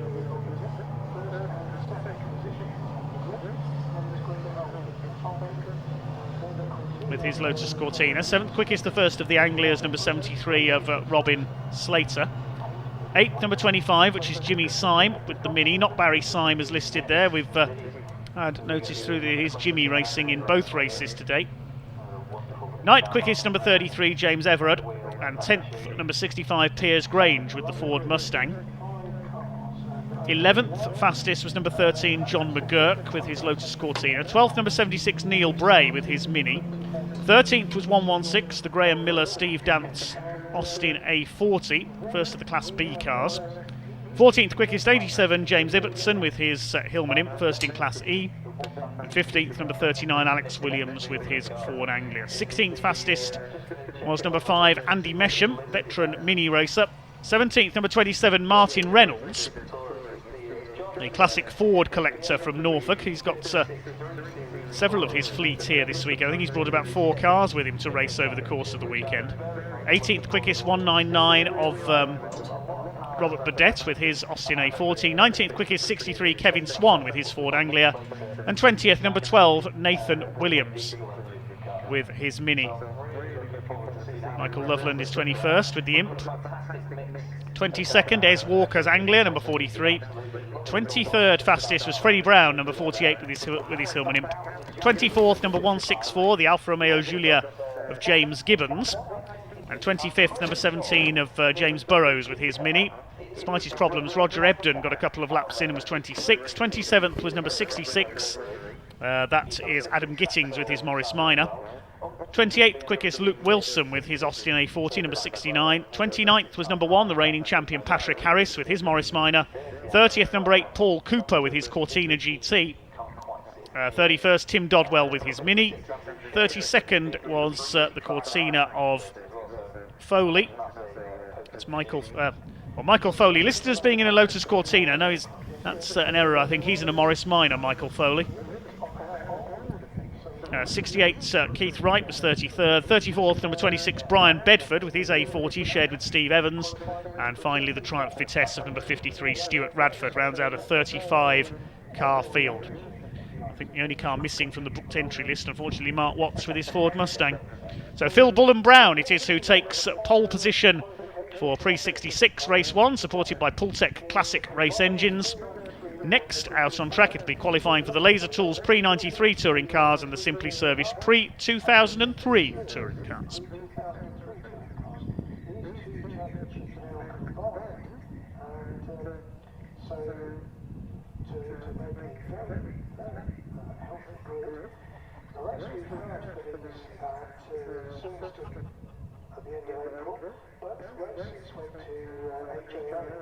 In his Honda Civic Type R from the pre-2003, so the most recent division of the two championships, and he won both races. A very dominant performance at Silverstone, pole position and fastest lap. So we'll have to see what happens here. AJ could well be, this is 1, 2, 3, cars 1, 2, 3. That's the car to look out for, ladies and gentlemen. That's the Okay, a 15-minute session coming up for our two championships, Pre-93 and Pre-2003. Pre-93 touring cars, BMW is the most numerous cars in this one. We've got a couple of Jaguars as well, a couple of Vauxhall Astras, a couple of Rover Tomcat Turbos. They're a rare sight these days. An Alfa Romeo 155 and a Toyota Corolla GT Coupe as well. The Pre-93, that's the Pre-93s. The Pre-03 touring cars, mainly Honda Civics. They're the most numerous car in there. We've got the Ford Escort RS2000 Maxi of the championship sponsor Simon Beament. He's back out, car repaired after a shunt at Silverstone. We've got a Peugeot 306 in there, a couple of BMWs in there as well, and a Citroën Saxo being shared by the Derdal family, who were just out in their Mini in Pre-66. Looking at the points after the first rounds at Silverstone, Class B runner in his BMW, Andy Cripps, currently leads the championship overall on 24 points, 2 class wins at Silverstone. Class A is led by David Howard's Jaguar, the XJ12. Class C led by Dean Forward, who's not here this weekend. Class D points leader is the Laser Tools sponsored BMW of Andy Sheraton, father of Michael Sheraton. We normally see him in the Pre-66s with his Anglia. The other Class E for the smaller cars, BMW of Jake Margulies, the only entry there. In Pre-03, meanwhile, their championship led after the first round by Gary Preble with his Honda Civic, with 2 wins in Class D, but he's not here this weekend. He's at another event. Class C led by Russell Dack in his BMW Compact. He's here this weekend. And Class B by AJ Owen, the reigning champion in his Honda Civic Type R. Yes, he's here this weekend. The only entry in Class A is Simon Beament, and of course he didn't race after that accident in testing for Silverstone. So a nice little variety of cars here for this one.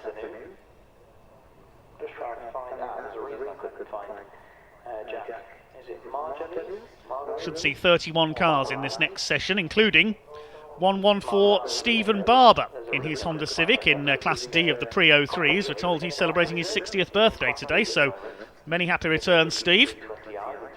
A couple of our volunteer marshals just doing a bit of clearing up there, thanks to the Orange Army as always.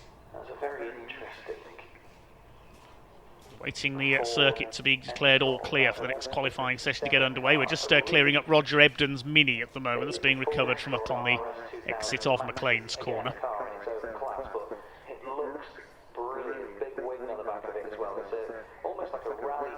There we see it, the Mini being recovered there. With this sort of green and black, almost camouflage pattern down it. Looks awesome, but that's that Rover Tomcat is one of my... So while the Donington Park recovery team do their stuff, there'll just be a short pause to recover that stricken Mini, and then we'll be underway with the Laser Tools Pre-93 and Simply Serviced Pre-03 touring cars.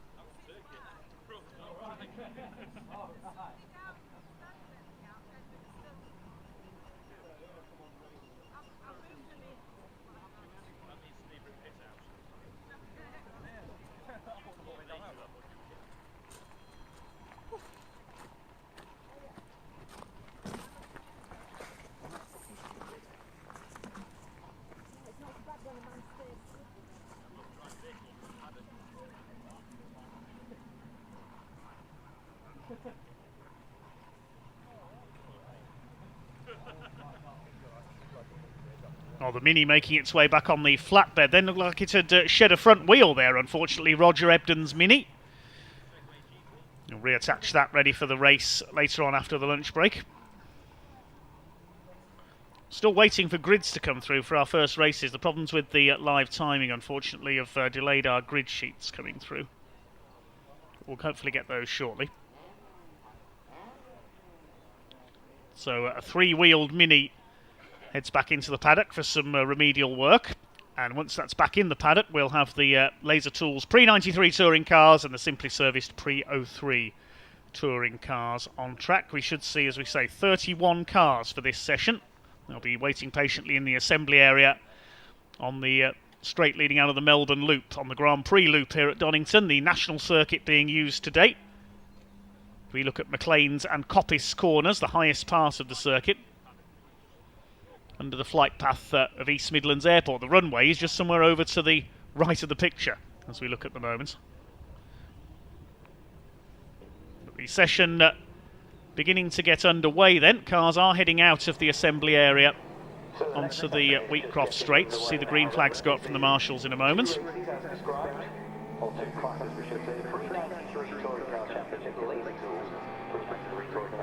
And it is Phil Wright who leads them out in his Honda Civic, followed by AJ Owen, the red car there, the reigning Pre-03 champion.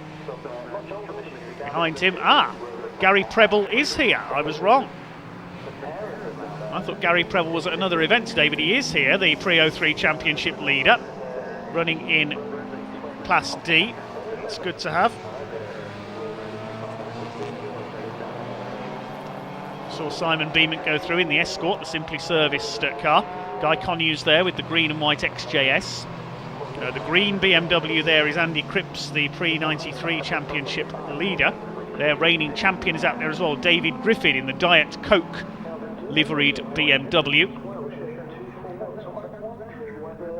The Australian-born racer, replica of the car that raced in the Australian Touring Car Championships, that is. He's just coming up towards McLean's now. He's got Ross Craig's Honda Civic behind him there.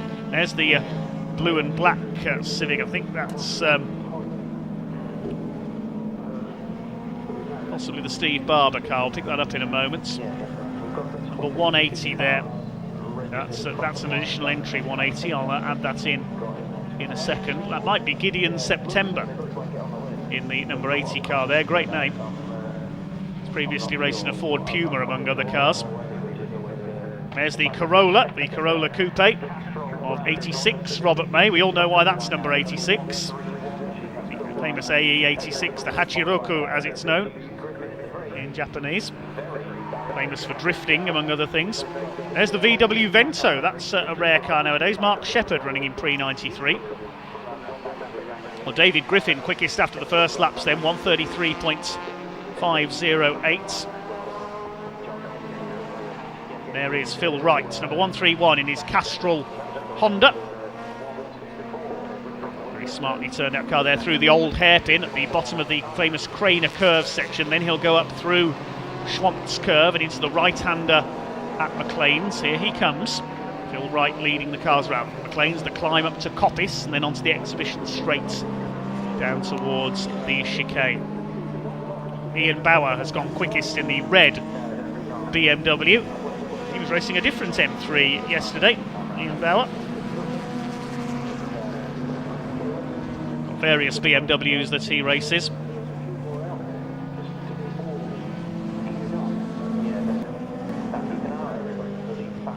There's David Howard's Jaguar XJ12, the number 180 Honda. The blue and black car there. So I think that's Gideon September, who's been a regular at Brands Hatch over the last few years, racing a Mitsubishi Mirage and a Ford Puma, among other things, in their local Tin Top series. Gary Preble has gone second. He's the white Honda there, just behind AJ Owen. Had a great fight, those two at Silverstone. Number 95 there, the yellow BMW, that's Kevin Willis. Should see Nigel Williams out in this race as well, the Worcestershire driver, in his BMW. Honda Integra out there, that's the ex-Steve Rolls car, being driven by Colin Newbold.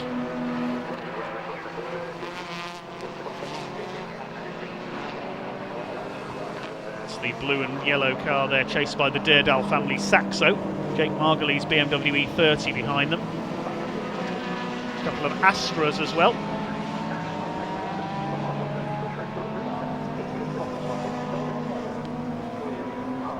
There's David Howard up through McLean's. It's David Griffin quickest at the moment. 1:19.935, the only man to dip under 1:20.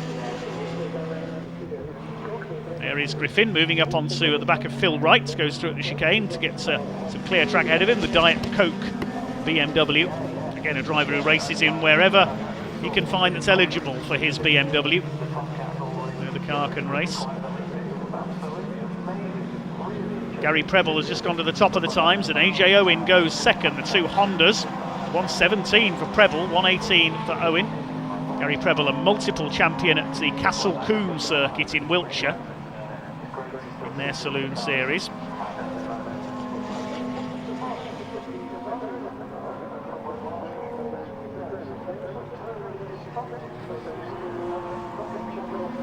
There's an unusual car, the black car there. That is John Hillier's BMW E36 Touring. Yes, Touring as in estate car. Something a bit different. There's Steve Barber, that's the red and black car, celebrating his birthday today. There's the BMW estate going into Redgate. Behind him, Don Hughes in his Peugeot 306. 26 there, the Astra. That's Sam Goodwin, the maroon liveried Mark II Astra GTE. A couple of Vauxhalls out there.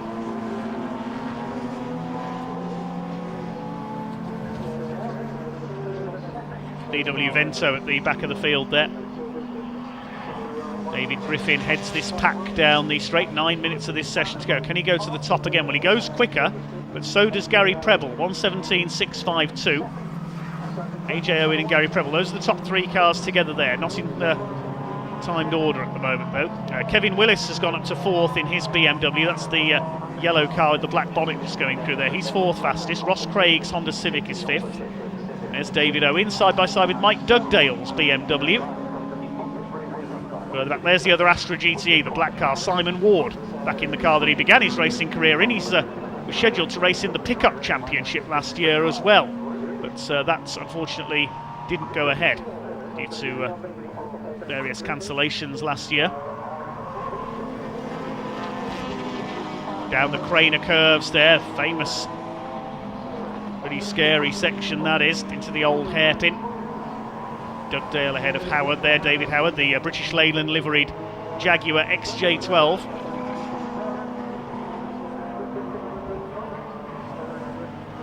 Mike Dugdale's BMW, another former Brands Hatch regular, the Hampshire driver.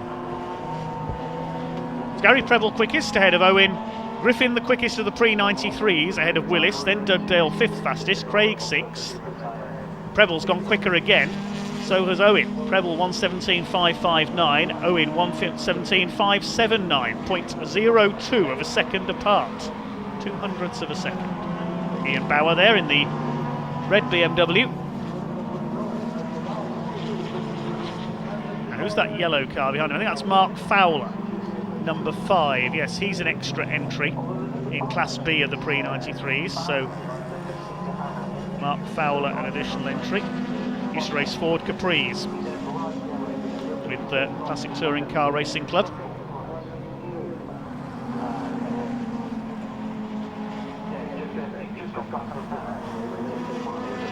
Bit of a lock up there from Simon Ward in the Astra into Red Gates. Mark Fowler in the number 5, the Tickford sponsored car, chased by number 90 Ian Bauer, former pre-93 champion. A big twitch there from Fowler, coming out of Redgate corner into Hollywood and then down the Craner curves. It's very scenic, Donington circuit. Still Gary Preble quickest in his Civic. Ahead of Owen, Griffin, Don Hughes now up to 4th. The yellow Peugeot 306 is up to 4th. There's Preble and Owen together over the line. They don't improve that time, they've got some traffic ahead of them there. The Mark Shepherd VW Vento, the red car there with the gold wheels. Gary Preble in the white Honda, willing him to get out of the way there. All the Preble family have raced at Castle Combe over the years. The blue flag waving from the marshals there, warning the drivers that there's a quicker car behind them.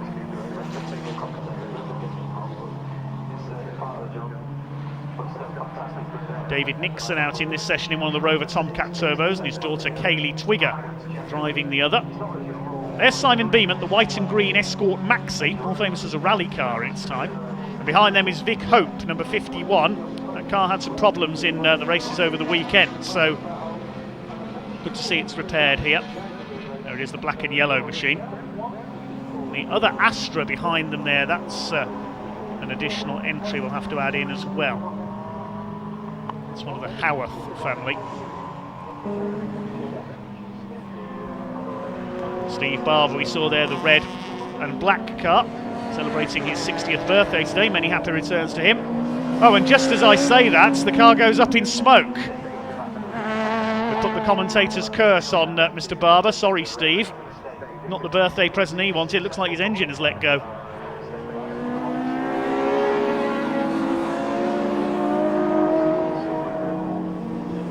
Toyota Corolla still going, 86 Rob May. He's in Class D along with Andy Sheraton.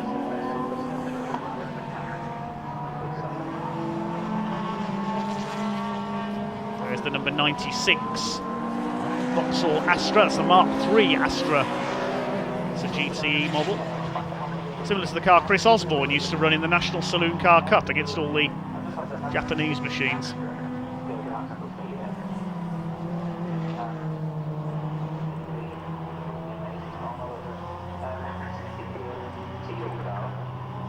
Just over 4 minutes to go. Gary Preble still at the top in his Honda. There he is. There's Andy Cripps leading the pre-93 championship. The green BMW coming into this meeting.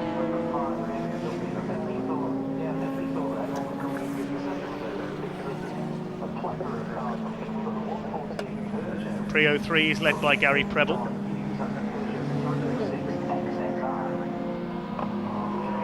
It's Preble, Owen and Griffin still at the top. Then Don Hughes. Mike Dugdale is 5th ahead of Kevin Willis. 7th fastest Ross Craig's Honda. 8th fastest is the 131 Phil Wright, that's the Castrol Civic. 9th is Simon Ward, number 71 with his Vauxhall Astra GT, the black car. And rounding out the top 10, Guy Connew in the green and white Jaguar XJS, running in Class A of the Pre-93s. There's Mike Dugdale, 5th fastest at the moment, and 2nd of the Pre-93 cars.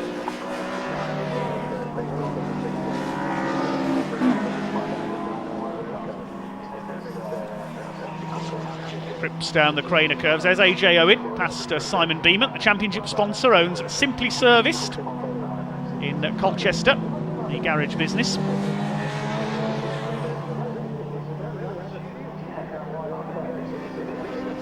in there with them, another of the BMWs. That's the Corolla, sorry, the black BMW estate further back there he is.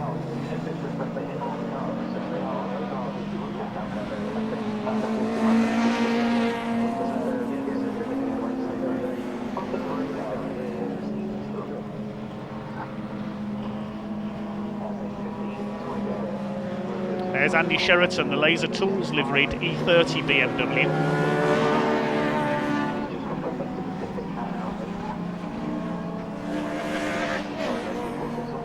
Next up after this is our first race of the day, the Edmondson Electrical Classic Thunder and Blue Oval Saloon Series, and a bit of a moment for the Corolla there. We know it's a tail-happy car, Bob May's 86 Corolla.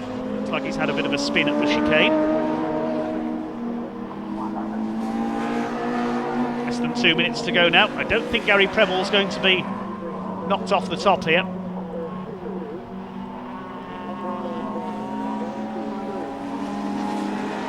Oh, and a big spin there. That's AJ Owen, the reigning Pre-03 champion. A rare mistake from AJ Owen. That's a strange place to have a spin. That must have started further up the Craner curves there.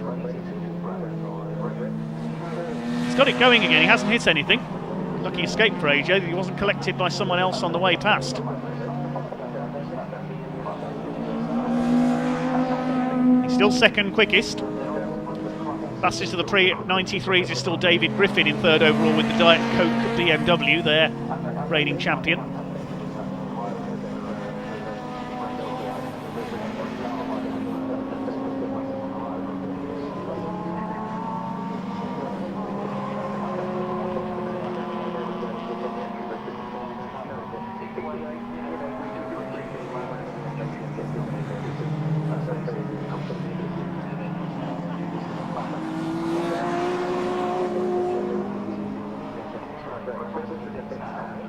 AJ Owen has recovered behind Simon Beeman there, trying to get into a clear track here to try and wrest pole position from Gary Preble. He's got 1 lap to go, because if he starts his lap there before the clock counts down to 0, it will count. There's a yellow flag there. I think Mike Dugdale had a bit of an off there at the chicane, saw the BMW rejoining. There's Don Hughes' Peugeot 306. 4th fastest, 3rd of the Pre-03s.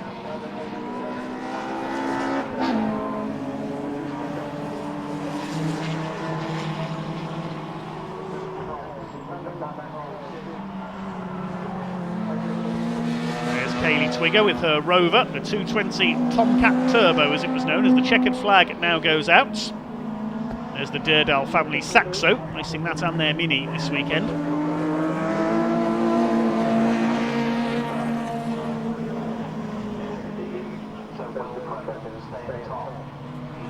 So the checkered flag is shown on the start-finish straight. I'll wait to see if there'll be any changes here. Gary Preble is in the pits, so waiting to see if AJ Owen can knock him off pole. Don Hughes doesn't improve, he's 4th. There's the Saxo over the line, the Durdal family, they're quite a way down the order in this one in 22nd.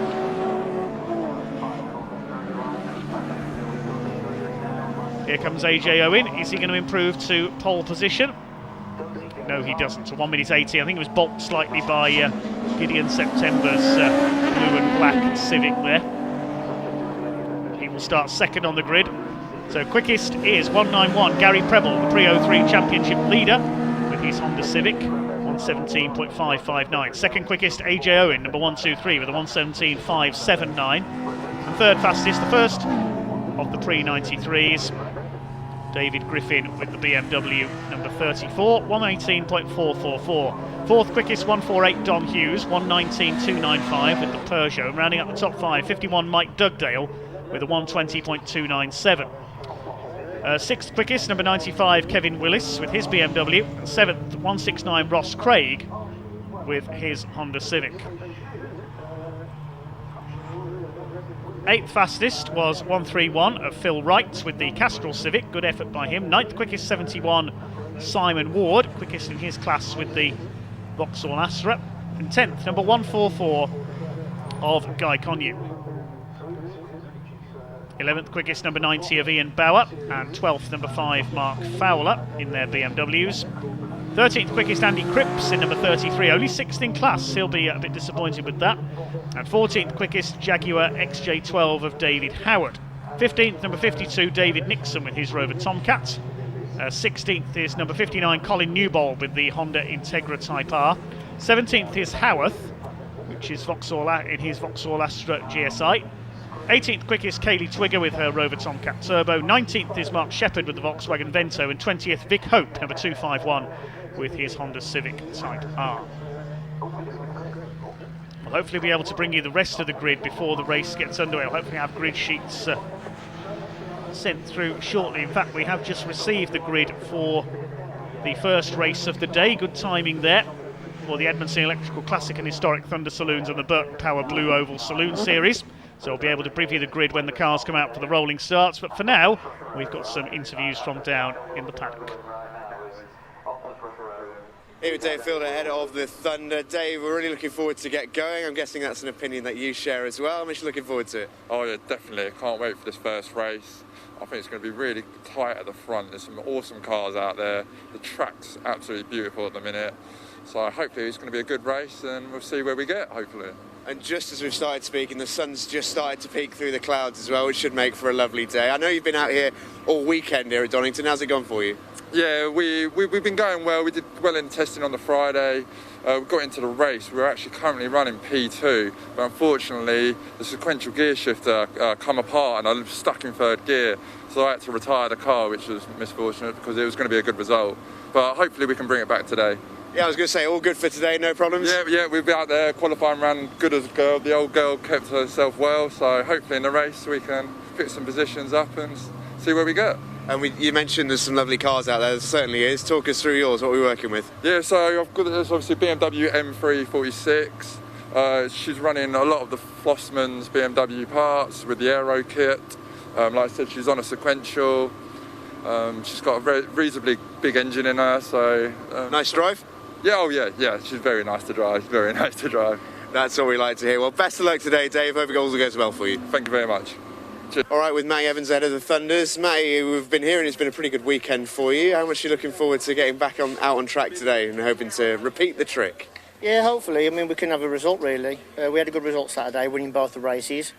Struggled with tyre temps this morning. Wasn't quite aware of how short the qualifying session was, but the car felt okay. So if we can get some temps in the tyres, it'll work. We've only got 15 minutes this time, I think, in this race to get temperature. Plenty of beautiful cars out there in the Boss and the Thunder. How much are you looking forward to being a part of it? Yeah, I mean, there's obviously I've got a lot of friends out there now. So Rick Wood in his massive Commodore and Gary Whittaker will be quick in his E30, I'm sure. So it'll be fun, I think. And talk us through this beautiful machine that's behind you as well, because it's a beautiful thing to look at. What's it like to actually drive? It's not too bad to drive, really. We've kind of struggled with it over the last 2 years, but we've got it to work now. So I've had some help from Kev Clark, a friend of mine. So it's pretty much an E92 V8 now that's running just over 500 horsepower, but it's pretty much an M2 and M4 underneath. So it's sequential gearbox, goes pretty well. So we've just got to keep it on the tarmac, really. Wish you all the very best with that endeavour. Good luck. Thank you. Cheers, mate. Spot on. All we need. Best luck today. Thank you, bud. Lovely. Thank you very much. Hands full. Cheers, mate. All the best, mate. Okay, see you later. Okay, good to hear from a couple of the drivers there ahead of our first race of the day. We've got one race to come before the lunch break. It is the Edmondson Electrical Classic and Historic Thunder Saloons, along with the Burton Power Blue Oval Saloons for everything Ford. A big entry of 41 cars to be seen out there for this one. This will be a 15-minute race with a rolling start. We weren't able to bring you the qualifying session earlier on, but we have got the grid for you. In pole position is James Card, number 32, with his BMW, doubling up with the Kumho BMW Championship this weekend. And alongside him, the Holden Monaro of number 97, Andrew Wilson. The second row, number 76 of Jason West. And alongside him, number 5, Jason Hughes, with his ex-British touring car, Vauxhall Vectra. The third row of the grid, number 40, that's Lucky Carer. In his, he'll be in a BMW of some sort. He's a late entry as always, so with these events. So it's BMW E46 he's in. Alongside him is the double winner from Silverstone, Rick Wood, in his Aussie Holden Commodore, the ex-Garth Tanda machine. Fourth row, David Fielder, number 147, with his BMW, and the number 162, the wild BMW 1M of Matty Evans. We've seen that out in Brick Car this season, his BMW 1 Series M Coupe. The fifth row is Andy Robinson, number 18, with his Aussie Ford Falcon. He's got 2 of those, so I think he might be in the Shell Helix liveried one this weekend, alongside Simon Light with his Ford Capri, number 17. The sixth row is Gary Whittaker with his BMW E30 M3, the ex-Kumho BMW champion, alongside number 26 Brian Branson with his BMW. The seventh row, James Janicki with his Nissan Skyline, starts alongside number 69 Paul Hand with his Audi TT. On the 8th row, 101 Malcolm Harding in his Ford Escort Mark II, the Zack Speed replica. He had a win here yesterday with that car, so he should go well. Alongside Steve Putz, number 77, with his Mazda RX-7. On the 9th row, 66, which is Paul Wood with his BMW, alongside 121 Colin Voice in a Mark I Escort. And they are followed on the grid by row 10. Gavin Dunn in another BMW number 30, alongside David Griffin, number 34. He was in the last qualifying session, so he's had to make a dash back to the assembly area. The 11th row is number 50, which is Paul Eaton. It was listed originally as his daughter Abby Eaton, one of Britain's leading female racing drivers racing that car, but it looks like it is Paul in the car now. The Holden Commodore, the ex-Peter Brock car, alongside Ryan Steele with his small but rapid Citroen Saxo. The 12th row, 56 Piers Grange in his Mark II Escort, the former Blue Oval champion, but he's running in Classic Thunder this weekend. Starting alongside Ian Craig at number 96. Incidentally, quickest of the Blue Oval Saloon cars is Malcolm Harding, further up the grid.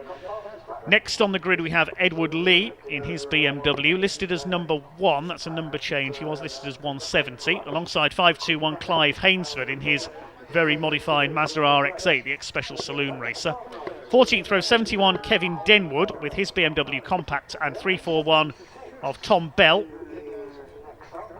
In fact, there's a change there. It's Joel Wren in that car, not Tom Bell. They've swapped over. Tom Bell, I'm told, is doing race 2. Joel Wren is in race 1. They're in a Ford Fiesta.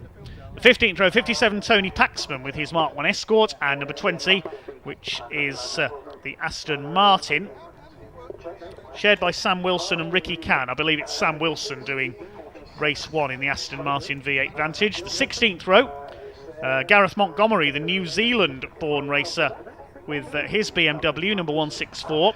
He's running in Class C. Late entry on the programme, alongside James Dunkley with his lovely Ford Fiesta XR2, number 22. The 17th row, Matthew Johnson with his BMW, alongside Martin Reynolds, number 27. Now, which of his classic Fords is he in? He's in his New Anglia. Martin Reynolds, number 27. The 18th row, number 86, Colin Claxton. He's in a Mark I Escort. And number 16, we have a number clash, unfortunately. Tom Smith is in number 16, not Gary Whittaker. He's in a Fiesta ST further down the grid there. Row 19, this is a big grid. Will Hunt in his Ford Fiesta, number 70, and number 6 Anton Martin, also in a Fiesta, one of his 2 Fords he's got here this weekend. Then we have the Ford Sierra Cosworth of Malcolm Wise, number 14, the Londoner, and 58, which is one of the Gadd family. Father and son sharing a Mark I Escort here. I believe it's David Gadd in the car for race 1. Jack will take it over for race 2. And finally, we have number 84, which is David Claxton, and he's in a Triumph Dolomite Sprint, a turbocharged Triumph. So we should have 41 cars for this race if they haven't had any problems in qualifying. As you can see in the background there, some oil being swept up by the marshalling team at the moment on the exhibition straight. I think that's from Steve Barber's Honda Civic. Not the birthday present Steve wanted, a blown engine. Unfortunately, looks like he'll be out for the weekend, sadly. So in pole position for the second meeting of the Edmonton Electrical Classic and Historic Thunder Saloon season is James Card on his local circuit here at Donington. Now we're being told it is Abby Eaton in the number 50 car. Those of us on YouTube, thanks Mark Waller. Yes, so it is Abby Eaton, not her father Paul. That's an error on the grid sheet. It's Abby in the number 50 Holden Commodore. Great to have Abby here, one of Britain's leading female racing drivers. Of course, she's competed with the likes of W Series, racing her dad's Holden Commodore, the ex-Peter Brock car, here today in the classic Thunder Saloons in historic Class 1. Classes A, B and C for the more modern cars, and the historic classes H1, 2 and 3. We haven't got any H2 entries this weekend. In Blue Oval Saloons there are 4 classes. Classes B, C, D and F have got entries this weekend. Quickest Blue Oval Saloon is Malcolm Harding's Zackspeed Escort up in 15th overall. Now we see a bit of a clear-up operation by our marshalling team. The powder being put down on the oil slick there on the exhibition straights. That's the reason for the slight delay here. In pole position it's James Card with the silver BMW E46 M3. He's been with the Kumho BMW Championship for several years. Used to race alongside his late father Roger in that championship. James, a former class champion there. He's got 2 pole positions here today. Kumho BMWs as well. Now, how good is that a sight to see? Spectators back at circuits in the UK. And lots of spectators here on this Bank Holiday Monday as well, enjoying the sunshine. The sun has now burnt through the clouds at last. That is a wonderful sight to see the spectator bank packed here at Donington. Alongside James Card will be the man from Doncaster, Andy Wilson, in his awesome Valvoline Holden Monaro. Big Aussie muscle car, one of a few Aussie machines out there. The second row, Jason West, number 76, with his BMW. He's the second of the Class B cars behind James Card. And alongside Jason West will be Jason Hughes, ex-British touring car racer in an ex-British touring car, a 888 engineering built Vauxhall Vectra. Cars are now leaving the assembly area to come to the line. They will stop on the grid and then the pace car will lead them away for a rolling start. Third row of the grid is Lucky Kera, possibly Britain's most prolific racing driver. He races something different every weekend. He's the reigning Ferrari Challenge UK champion. He's also in British GT this year with a Lamborghini Huracan run by Simon Green Motorsport, I should say, sharing with Ross Wiley. Alongside Lucky should be Rick Wood. Yes, he's there in the Toll Holden Commodore, the ex-Garth Tander car, one of Rick Wood's massive collection of classic touring cars of various kinds.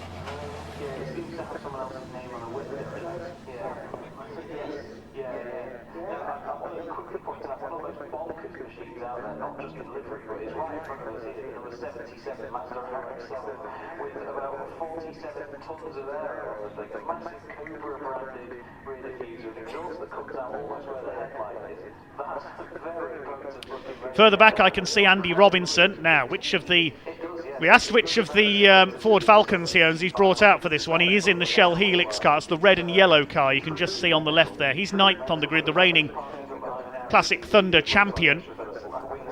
He's got the silver and black Falcon, the Craig Lowndes liveried car, but he's in his other one today. 4th row, David Fielder. We heard from him earlier with his BMW M3. Starting alongside Matty Evans in his crazy, very heavily modified V8 engined 1M Coupe. It's got the biggest wing on the grid, certainly. You can see it there, just to the right of Andy Robinson's car. He's got it's him and David Fielder, the battle of the spoilers in this race on their BMWs. Matty Evans' car sounds like a Class 1 DTM car from the 1990s, and it shoots about 3 foot of flame out the back of it on overrun. What's not to like? Completing the top 10 on the grid, Simon Lights with another very modified machine, the Ford Capri. Plenty of Fords further down the order, good numbers in the Blue Oval Saloons.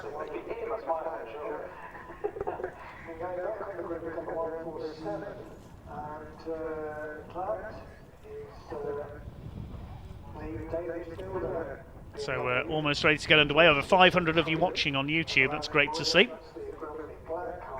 Next to him is the 162, and that is The BMW pace car in position, ready to lead them off. This will be a 15-minute race. The Edmondson Electrical Classic Thunder Saloons and the Burton Power Blue Oval Saloons for everything Ford.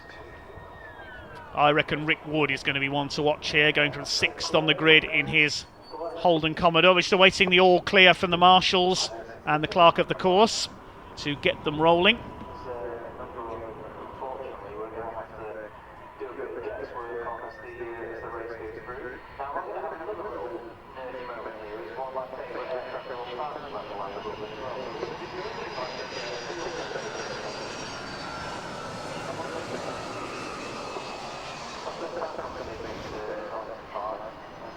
Okay, here we go then. We are off and rolling. Oh, problem for Jason Hughes. He's got his arm out of the window. The Vectra hasn't moved. Now the pack can't get round him. Look, oh, we've got a problem here. This will be a delayed start. Rick Wood trying to get that massive Holden Commodore around the Vectra, and he'll have to catch up again. Yeah, they've got round him now. There's a bit more room there. So it's James Card, Andy Wilson. There's Jason West in the underscore BMW, as opposed to hashtag BMW, I suppose. Ah, Lucky Carer is in Jasvir Sapra's car. The number 40 we can see now. Malcolm Harding, the Castrol Escort we saw go through there. But in the sunshine here at Donington, getting ready to be thunderstruck. With these classic Thunder Saloons, some huge rumbling V8 engines in there, including that fearsome Holden Monaro on the front row, the Valvoline Cummins liveried car of Andy Wilson. Lucky Kira in Jasvir Sapra's grey BMW. There's a gap on the second row where Jason Hughes would have been. He's going to have to start from the back if he gets going. That's a shame for Jason, because he is the current championship leader after Silverstone. 2 class wins in Class C. Is a point ahead of Rick Wood, because Rick was beaten to fastest lap by Andy Wilson in the second race. There's Gary Whittaker's gorgeous E30 M3. The Mazda RX-7 with all the aero on it there looks like a time attack car. That's Steve Putt. Paul and Abby Eaton's Commodore. We think it's Abby in the car. Stunning cars in this field. Missing a couple at the back. I believe Edward Lee is a non-starter, number 1. Now Jason Hughes' car is currently being pushed off the grid by the Marshals, I can tell you. There it is. Great shame, the ex-Super Touring car. Now, if he's not out of the way in time, the start will have to be delayed. There's Rick Wood. There's Matty Evans with the yellow wheels there. That's BMW 1M. Silver BMW of James Card. Andy Wilson in the Monaro on the front row. Lucky Carer in the grey BMW. He'll be one to watch. A very quick driver indeed. Andy Robinson, a.k.a. Dick Johnson, in the Falcon. James Janicki in the blue Skyline. What a fantastic field of cars we have here. Clive Hainsford in the rotary-engined Mazda RX-8. All the Fords towards the back in the Blue Oval Saloon Series. Malcolm Wise in the Cosworth at the back. So the track is clear, I can tell you, on the Wheatcroft Straights. So we're ready for a start. First race of the day here at Donington Park. Form up 2 by 2. There's a gap on the second row. We are ready to rumble, quite literally, in the sunshine here at Donington Park. Edmondson Electrical Classic Thunder Saloons and Burton Power Blue Oval Saloon Series. The pace car, I think, is staying out this time. Yes, the grid wasn't quite clear in time, so they will do another green flag lap. Now the pace car's still out, so we'll have another formation lap. Though clerk of the course not happy that Vectra was clear in time there of Jason Hughes, so we have another rolling lap. Nice chance for them to get some heat into their tyres, get them up to operating temperature. There's Simon Light, the Capri, next to Andy Robinson. Gary Whittaker's M3. Alongside him, Brian Branson in the orange car. Malcolm Harding, the first of the Blue Oval Saloons. The Blue Oval Saloon Series, Boss as it's known.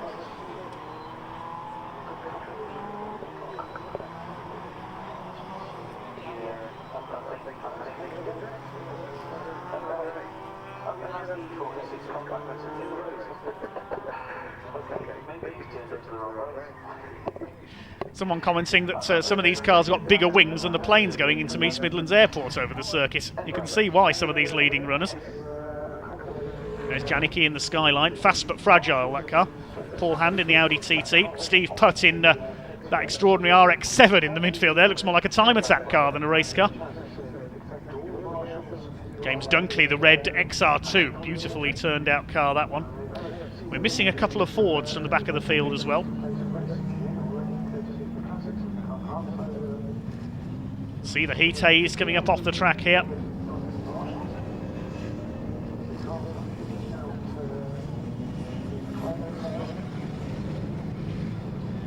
It is David Gadd in the Escort, sharing with his son Jack. It's the white Escort at the back of the field, the space frame one. So will we get a green this time? Will we get underway? Looks like we are going to. The lights are out on top of the pace car. That's usually the sign.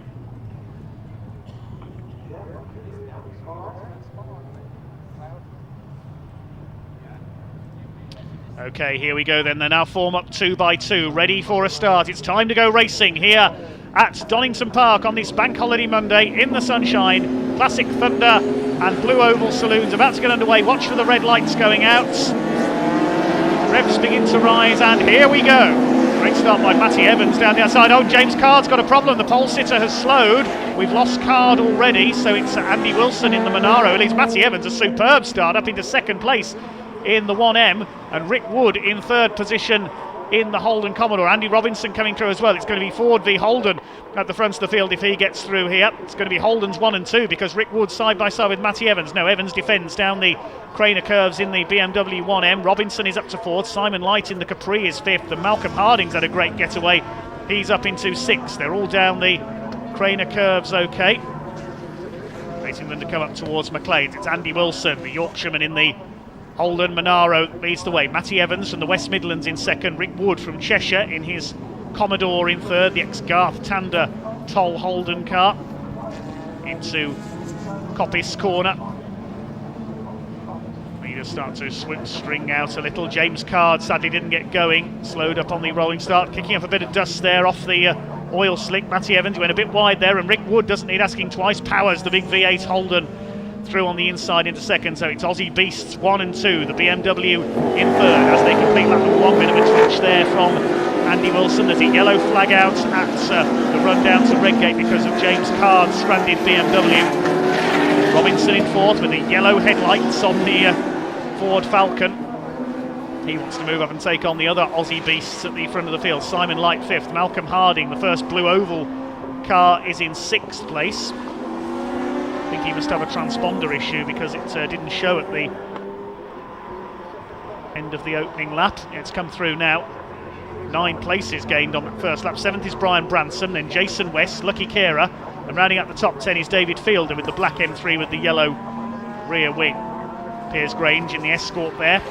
Now he's a former multiple Blue Oval Saloon champion. Is he running in Blue Oval? Yes, he is. He was listed as Classic Thunder, but he is back in Blue Oval with the Escort this weekend. He's second of the Blue Oval cars. There's the leader Malcolm Harding in their division, and Rick Wood getting ready to possibly attack Andy Wilson for the lead in this 15-minute thrash. Through they come. The Roberts chicane, the right and the left. There's Harding in 6th place ahead of the BMWs of Branson, West, Kera and Fielder. Then we've got Steve Putt in the Mazda RX-7. Andy Wilson with the fastest lap of the race, 1:14.364, leads by just under half a second from Rick Wood in the Toll Holden Commodore. Into the Craner curves. Matty Evans dropping back a little into 3rd place now with his BMW. Had a win here on Saturday in another series. Actually came home in front of 2 races over the weekend, but was given a penalty for a short pit stop in one of the mandatory pit stop races over the weekend. Up towards McLean's corner. Robinson fourth in the Shell Helix Ford Falcon, then Simon Lights, Harding in sixth, leading the Blue Oval split. Second of them is Piers Grange in his Escort, quite a long way back in 20th overall. Third of the Blue Oval's Tony Paxman in his Mark 1 Escort. Rick Ward is getting closer and closer to the back of the newer Holden of Andy Wilson, and Matty Evans in the Liqui Moly BMW. Bit of a lock up there into the chicanes, closing up as well. 3 laps down this time around. Listen to the rumble of those V8s in the background. Commentary almost superfluous for this one.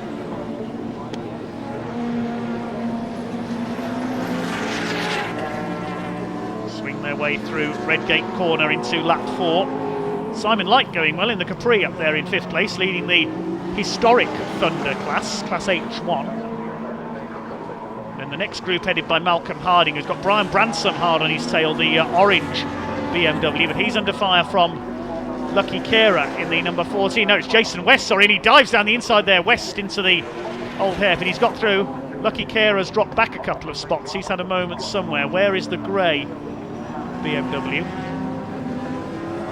Yeah, he's in that group behind Steve Putt in the Mazda RX-7 there, and also coming through David Fielder. I think Lucky Kera's got a problem and is starting to drop down the order here in Jasvir Sapra's BMW.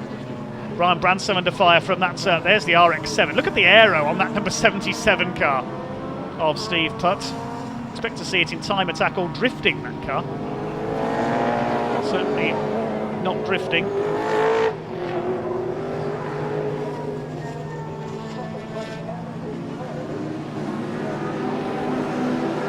Matty Evans has a look up the inside of Rick Wood there into Redgate, and he goes through. Good move by Matty Evans. The BMW now getting warmed up. It's 97 of Andy Wilson who leads down the Craner curves. Through the old hairpin. Rick Wood's got back ahead there down the Craner curves as well. Robinson 4th, Light 5th. The next group headed by Malcolm Harding. He's under fire though. Jason West done again. Oh, and nearly a collision there. David Fielder almost into the back of Brian Branson. There's a real fight going on in the lower reaches of the top 10 here. They're coming up towards McLean's now. Here they come. Jason West and Malcolm Harding are side by side. Behind then it's Steve Putt, Brian Branson, then Lucky Kera, David Fielder, Gary Whittaker's E30 BMW, then James Janicki is next in the order, and behind him is one of the Castrol Escorts. That's Colin Voice, number 121. This is the fight for 6th place. Malcolm Harding trying to hang on in front, but Jason West is flying up the order in that BMW. The black and orange number 76, but look at Steve Putt as well. Tries to dive for the inside. Harding holds the inside line. He had a similar battle with Joe Ward in the Vauxhall Firenze, known as Baby Bertha, yesterday. Here comes Putt. He'll get his foot down on the outside in that Mazda RX-7, number 77. Brian Bransom's BMW is in there as well, the orange car. But somehow Malcolm Harding is holding them all off. Still the Aussie beasts that lead the way up front. Andy Wilson in the 97. This is the main focus at the moment. Flash of flame from the RX-7 there as he attacks. Is Jason West going to try his lunge down the inside into the old hairpin this time? No, he's forced to go to the outside. But he just pulls ahead anyway. How much power that BMW has got. David Fielder's got ahead of Lucky Kera. Colin Voice being caught by Paul Hand, and behind him Paul Wood in his BMW as well.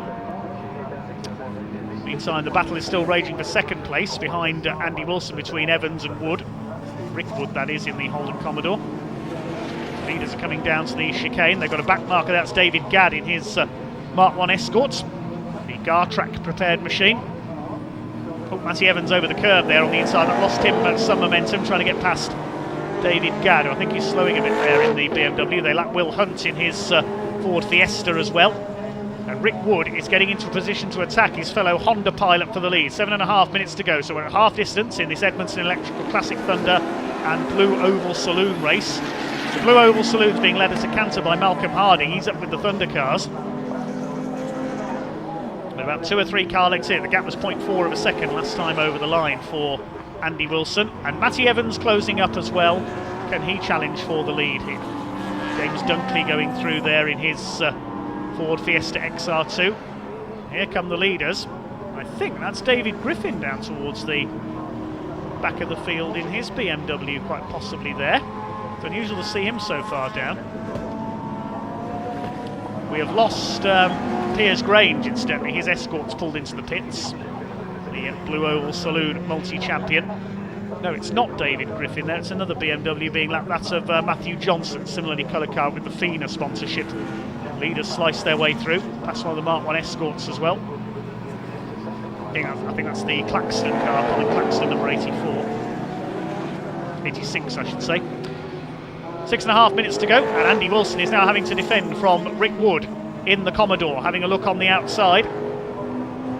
Still the Valvoline liveried Monaro still holds the lead. Matty Evans is now swarming up onto the back of them and is saying, well, if you're going to hold each other up, I'm going to eat into your lead and try and get my BMW in front of your Australian V8s. 3 for the lead. Further back in 4th place is still Andy Robinson in the Ford Falcon. He's busy with back markers at the moment. Blue flag waving to the slower cars, tell them the leaders are coming through. James Dunkley there, the XMG racer in his Fiesta, is lapped. Look at this battle for 6th. Oh, and Malcolm Wise gets swallowed up there, and Lucky Kera's got round the outside of everybody there at the Craners. Goodness me. Malcolm Wise in the Sierra Cosworth has been tagged there. You can see damage to the front of his car. There's a bit of damage on Lucky Kera's BMW as well. And escaping in front of all this, Steve Putt into 6th in the RX-7. Brian Bransom is 7th. This fight is for 8th. Lucky Kera, David Fielder. Malcolm Harding's gone down to 9th, but he still leads the Blue Oval Championship. And then David Fielder's BMW is in there as well. Jason West, who moved up the order with a few daring lunges into the old hairpin. He's gone backwards again now in the number 76. There he is, the black and orange car. What's going to happen this time into the chicane? David Fielder making a move on Lucky Kera, Lakvinder Kera to give his full name. The West Midlands-based racer. Got a whole collection of BMWs and supercars that he races. Here's the battle for the lead into the old hairpin.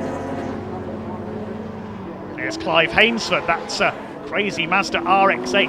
Not a special saloon, that one is. Up they come into the McLeans. They're the leaders. Matty Evans still on the tail of Rick Wood. There is Clive Hainsford, the Mazda RX-8. Rotary engined car. Had some successes in the Nippon Challenge in the last few years for Japanese cars. Long-time racer Clive Hainsford, the ex-special saloon man. He's got number 71 behind him, which is Kevin Denwood's BMW. And Tony Paxman in the Escort Mark 1. Leaders are just behind them. There are the leaders. Andy Wilson, the number 97.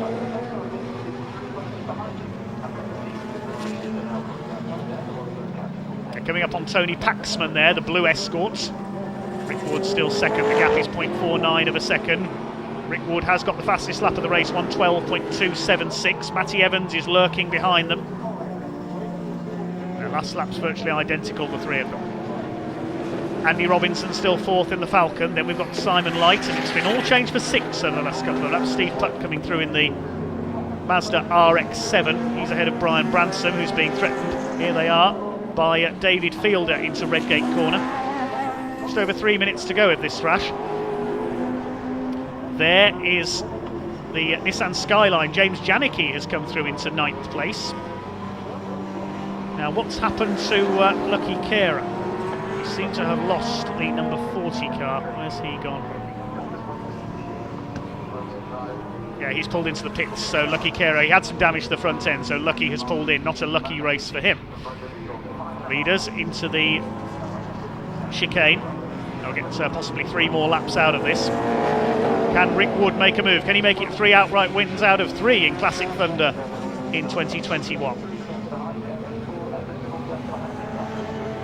Andy Wilson covers the inside into Redgate Corner. Big Holden Monaro, but the cutback there for Rick Wood. He's having a look there, coming out of Redgate. Steve Putt still in 6th in the Mazda RX-8. We've got a car going off on the outside of, I think that's Coppice. Paul Hand has gone into the gravel. There he is in the Audi TT. So Paul Hand able to rejoin. He went over the gravel there in the Audi, losing out to Abby Eaton in the Holden Commodore. Battle for the lead heads up towards McLean's. 2 minutes on the clock. They may only get 1 more lap out of this, in fact. They're well clear of their opposition. Evans ahead of Robinson by some 14 seconds. There is the Rick Wood is determined to get up alongside Andy Wilson here. Can he do it down the exhibition straight? Can he get into the slipstream here? They're coming down towards the chicane. Rick Wood gets the inside. No, he doesn't. Andy Wilson moves to cover.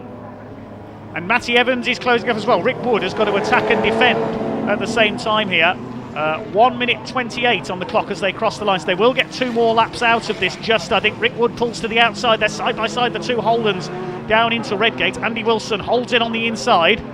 He's just about holding onto his lead, you could say. But look at Matty Evans. He's going to take the risk around the outside. There could be 3 wide down the Craner curves here.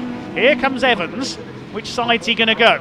Goes to the outside. He's going to go through at the Craner curves. Great move, Matty Evans. Cuts in front into second place. He's split the Holdens. Lapping Tom Smith there in the Fiesta.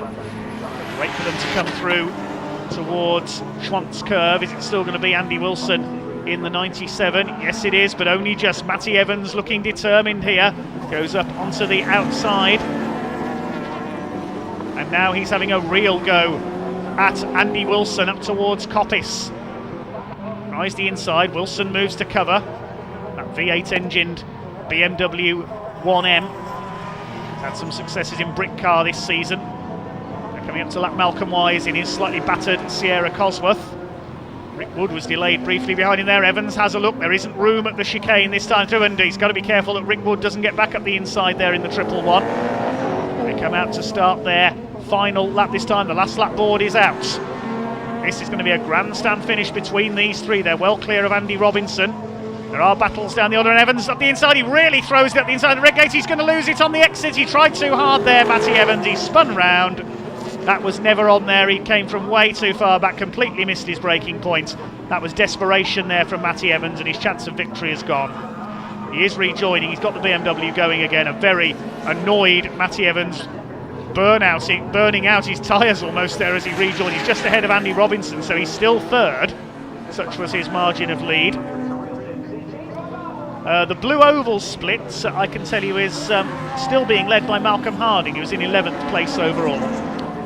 We've been concentrating on the lead battle. The 2 Holdens, it looks like it is going to be Andy Wilson this time in the big number 97 Commodore, Holden Monaro, I should say. The Commodore in 2nd place in the hands of Rick Wood. Clock has counted down to 0, so it will be checkered flag this time. And our first winner of the day here at Donington in the Edmondson Electrical Classic and Historic Thunder Saloons is going to be Andy Wilson. They lap Ian Craig's BMW into the final corner. Rick Wood is not going to get there, and there is the checkered flag. Andy Wilson takes the win, punches the air as he crosses the line. Rick Wood comes over in 2nd. It's a Holden 1-2. 13 laps completed. Fastest lap of the race went to Rick Wood, 1:12.276, and then a gap back to 3rd, which is going to be a doubtlessly rather frustrated Matty Evans. He does take 3rd place despite that spin. Robinson takes 4th in the Ford Falcon, and 5th Simon Light. Good result for the Ford Capri, the dark blue car there. 6th is Steve Putt in the RX-7. Brian Bransom's BMW, the orange BMW, is 7th. It's going to be Jason West 8th, Jim Janicki 9th, and Gary Whittaker 10th. They were battling right to the flag. And the Blue Oval Saloons are won by Malcolm Harding in the Castrol Zaxpeed Escorts. That's his 2nd win in as many days at Donington, as we said, had a win here in another series yesterday. 12th is Jason Hughes in the Vectra. Now, he did get going. We missed Jason Hughes there. He got out of the pit. He had to start from the pit lane. He came through from the back to finish 12th. Well done to Jason Hughes. That'll give him a decent grid position for race 2. There's the Vectra at the top of the Craner curves. I hadn't noticed that he'd made it back out into that race, but he did come through for 12th. We'll confirm the results in a moment as the drivers head back towards Parc Fermé.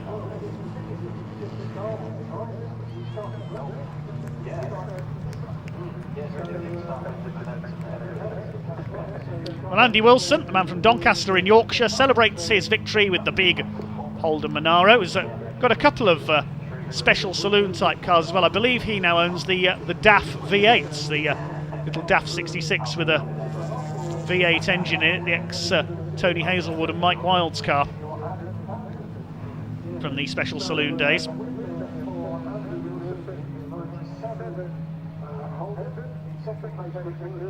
We'll bring you the results of that one as soon as they are confirmed.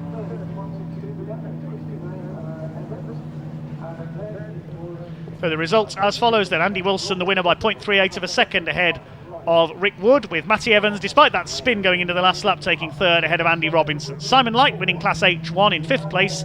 Steve Putt taking 6th in the RX-7. Brian Bransom wins Class B in 7th ahead of Jason West.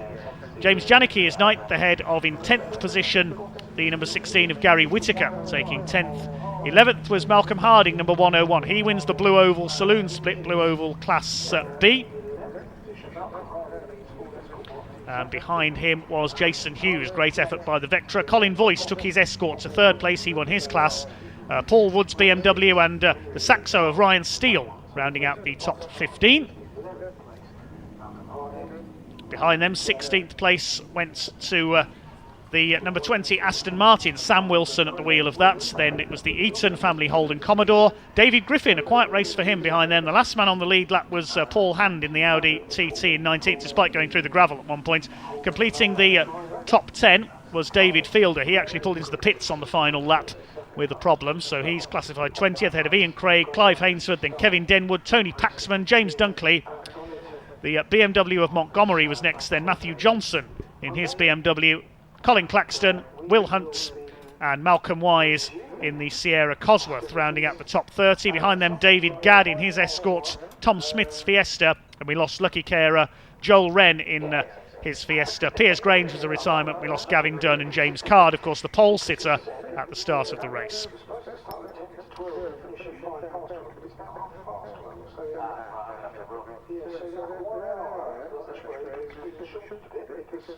That was race 1 then here at Donington Park. We're now going to go into our lunch break fairly shortly. We resume racing at around 1:40 p.m. So just over an hour's time with our coverage here, which will be the Classic Touring Car Racing Club, the Jaguar Enthusiast Club Saloon and GT Championship, running with the pre-83 Shell Oils touring cars.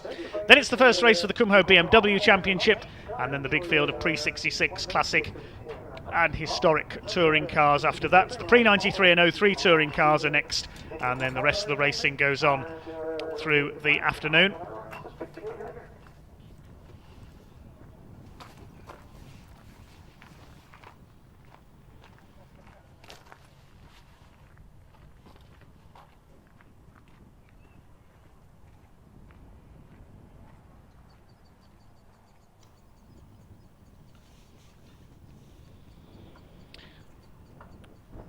Crowd still enjoying the sunshine here at Donington Park. Now it's burned through the cloud. And certainly a great race to warm them up there in this first race of the day. Great drive by Andy Wilson, the Yorkshireman. Commiserations to Matty Evans as well. He tried to send it up the inside going into Redgate on the last lap in the BMW, just couldn't get the car stopped and the back came around on him.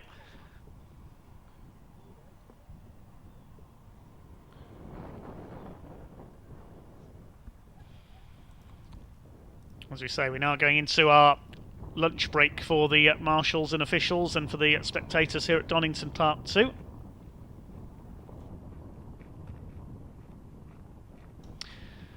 Well, we can now hand down to Park Ferme, where race winner Andy Wilson is ready to chat to Steve Jameson. 3, 2, 1, Andy. Andy Wilson, what an absolutely amazing race that was. What was that like to be a part of? It was amazing to watch that trio of you battling all race long. It was hard work, really, really hard work. I didn't know where to look, left, right, or behind, I don't know. It was just hard work. Great race, clean race. I thought on the last lap my tyres had started to go off a little bit, and I thought they were going to make a lunge somewhere, so I went a bit defensive for the last 2 laps. Managed to hold on. Good old girl. You had to be defensive a lot of that. You led out from the front and managed to hold it. There was a moment where Matty Evans just got around the back of you once, but just got a little bit too aggressive towards the end there. How relieved were you when you saw him just go a little bit too far? To be fair, I left him the gap and thought he's coming from a long way back. I'm going to get the undercut on him, and that's what happened. He went in all crossed up sideways, looked round, and they get there with the gap, and that was that. Last lap, and our way. How much have you enjoyed that race? Because that's what it's all about, right? That wheel-to-wheel racing. We've got some of the some of the fastest drivers in the country in this race, some of the fastest cars, and the old Monaro did me well. It certainly did. Congratulations. Thank you very much.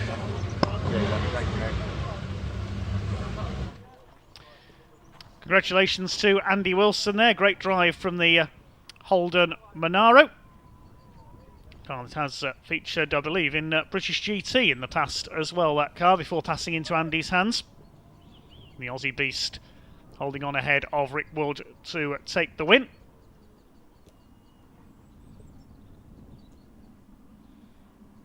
Okay, so we're now heading into our lunch break here at Donington Park. Plenty more racing to come through the afternoon.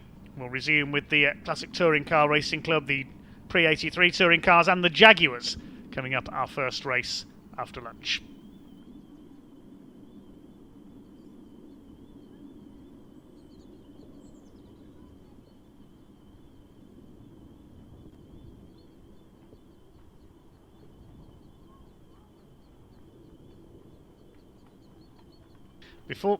Before we go to lunch, I believe we've got hold of the winner of the Blue Oval Saloon Series as well, and that was Malcolm Harding, number 101, with his Zack Speed Escort. And we can hand down to Steve in the pits to talk to him. It just dwindled halfway through though. All right, welcome back down to Parc Ferme. Malcolm, that was a superb race. Congratulations on the win in the Boss class. How did you enjoy it out there? It looked like a lot of fun. I had a good start, had a great start. I'd done some of the bigger cars off the start, so it was great. Come from, I think it was about the 8th row of the grid, so it was mint really. Yeah, it seemed to be a bit frenetic out there at times. It got a little bit tight and packed around those corners, but that's what it's all about, right? Yeah. We had swapping places with a couple of big M3 BMWs and the old MOT failures. So that's quite good, really. And how much do you enjoy Donington? Because it's a track that seems to always give us a little bit of entertainment. That's all right. Today I had a third from the back in the CSCC, and then I won the next race from the front of the grid, and obviously now sort of just won the Boss one and this one. But there's some quick stuff in the classic touring car stuff. Yeah, there always is. Congratulations on the win. Thanks very much. Big thanks to Tim Sogkin and the Race Engine and Malcolm Blackman. Thank you. Thank you, Malcolm. Thank you. Well done, Malcolm Harding. Second category win in 2 days. As we heard there, he took a win in the special saloons here yesterday in his Castrol Mark II Zack Speed Escort. And now a winner here in the Blue Oval Saloon Series here today. So now we head into our lunch break here at Donington Park, and we will be back later on. Classic touring car action and the Kumho BMW Championship coming up later this afternoon. But enjoy your lunch break, and we'll see you back at around 1:40 p.m. for our next race.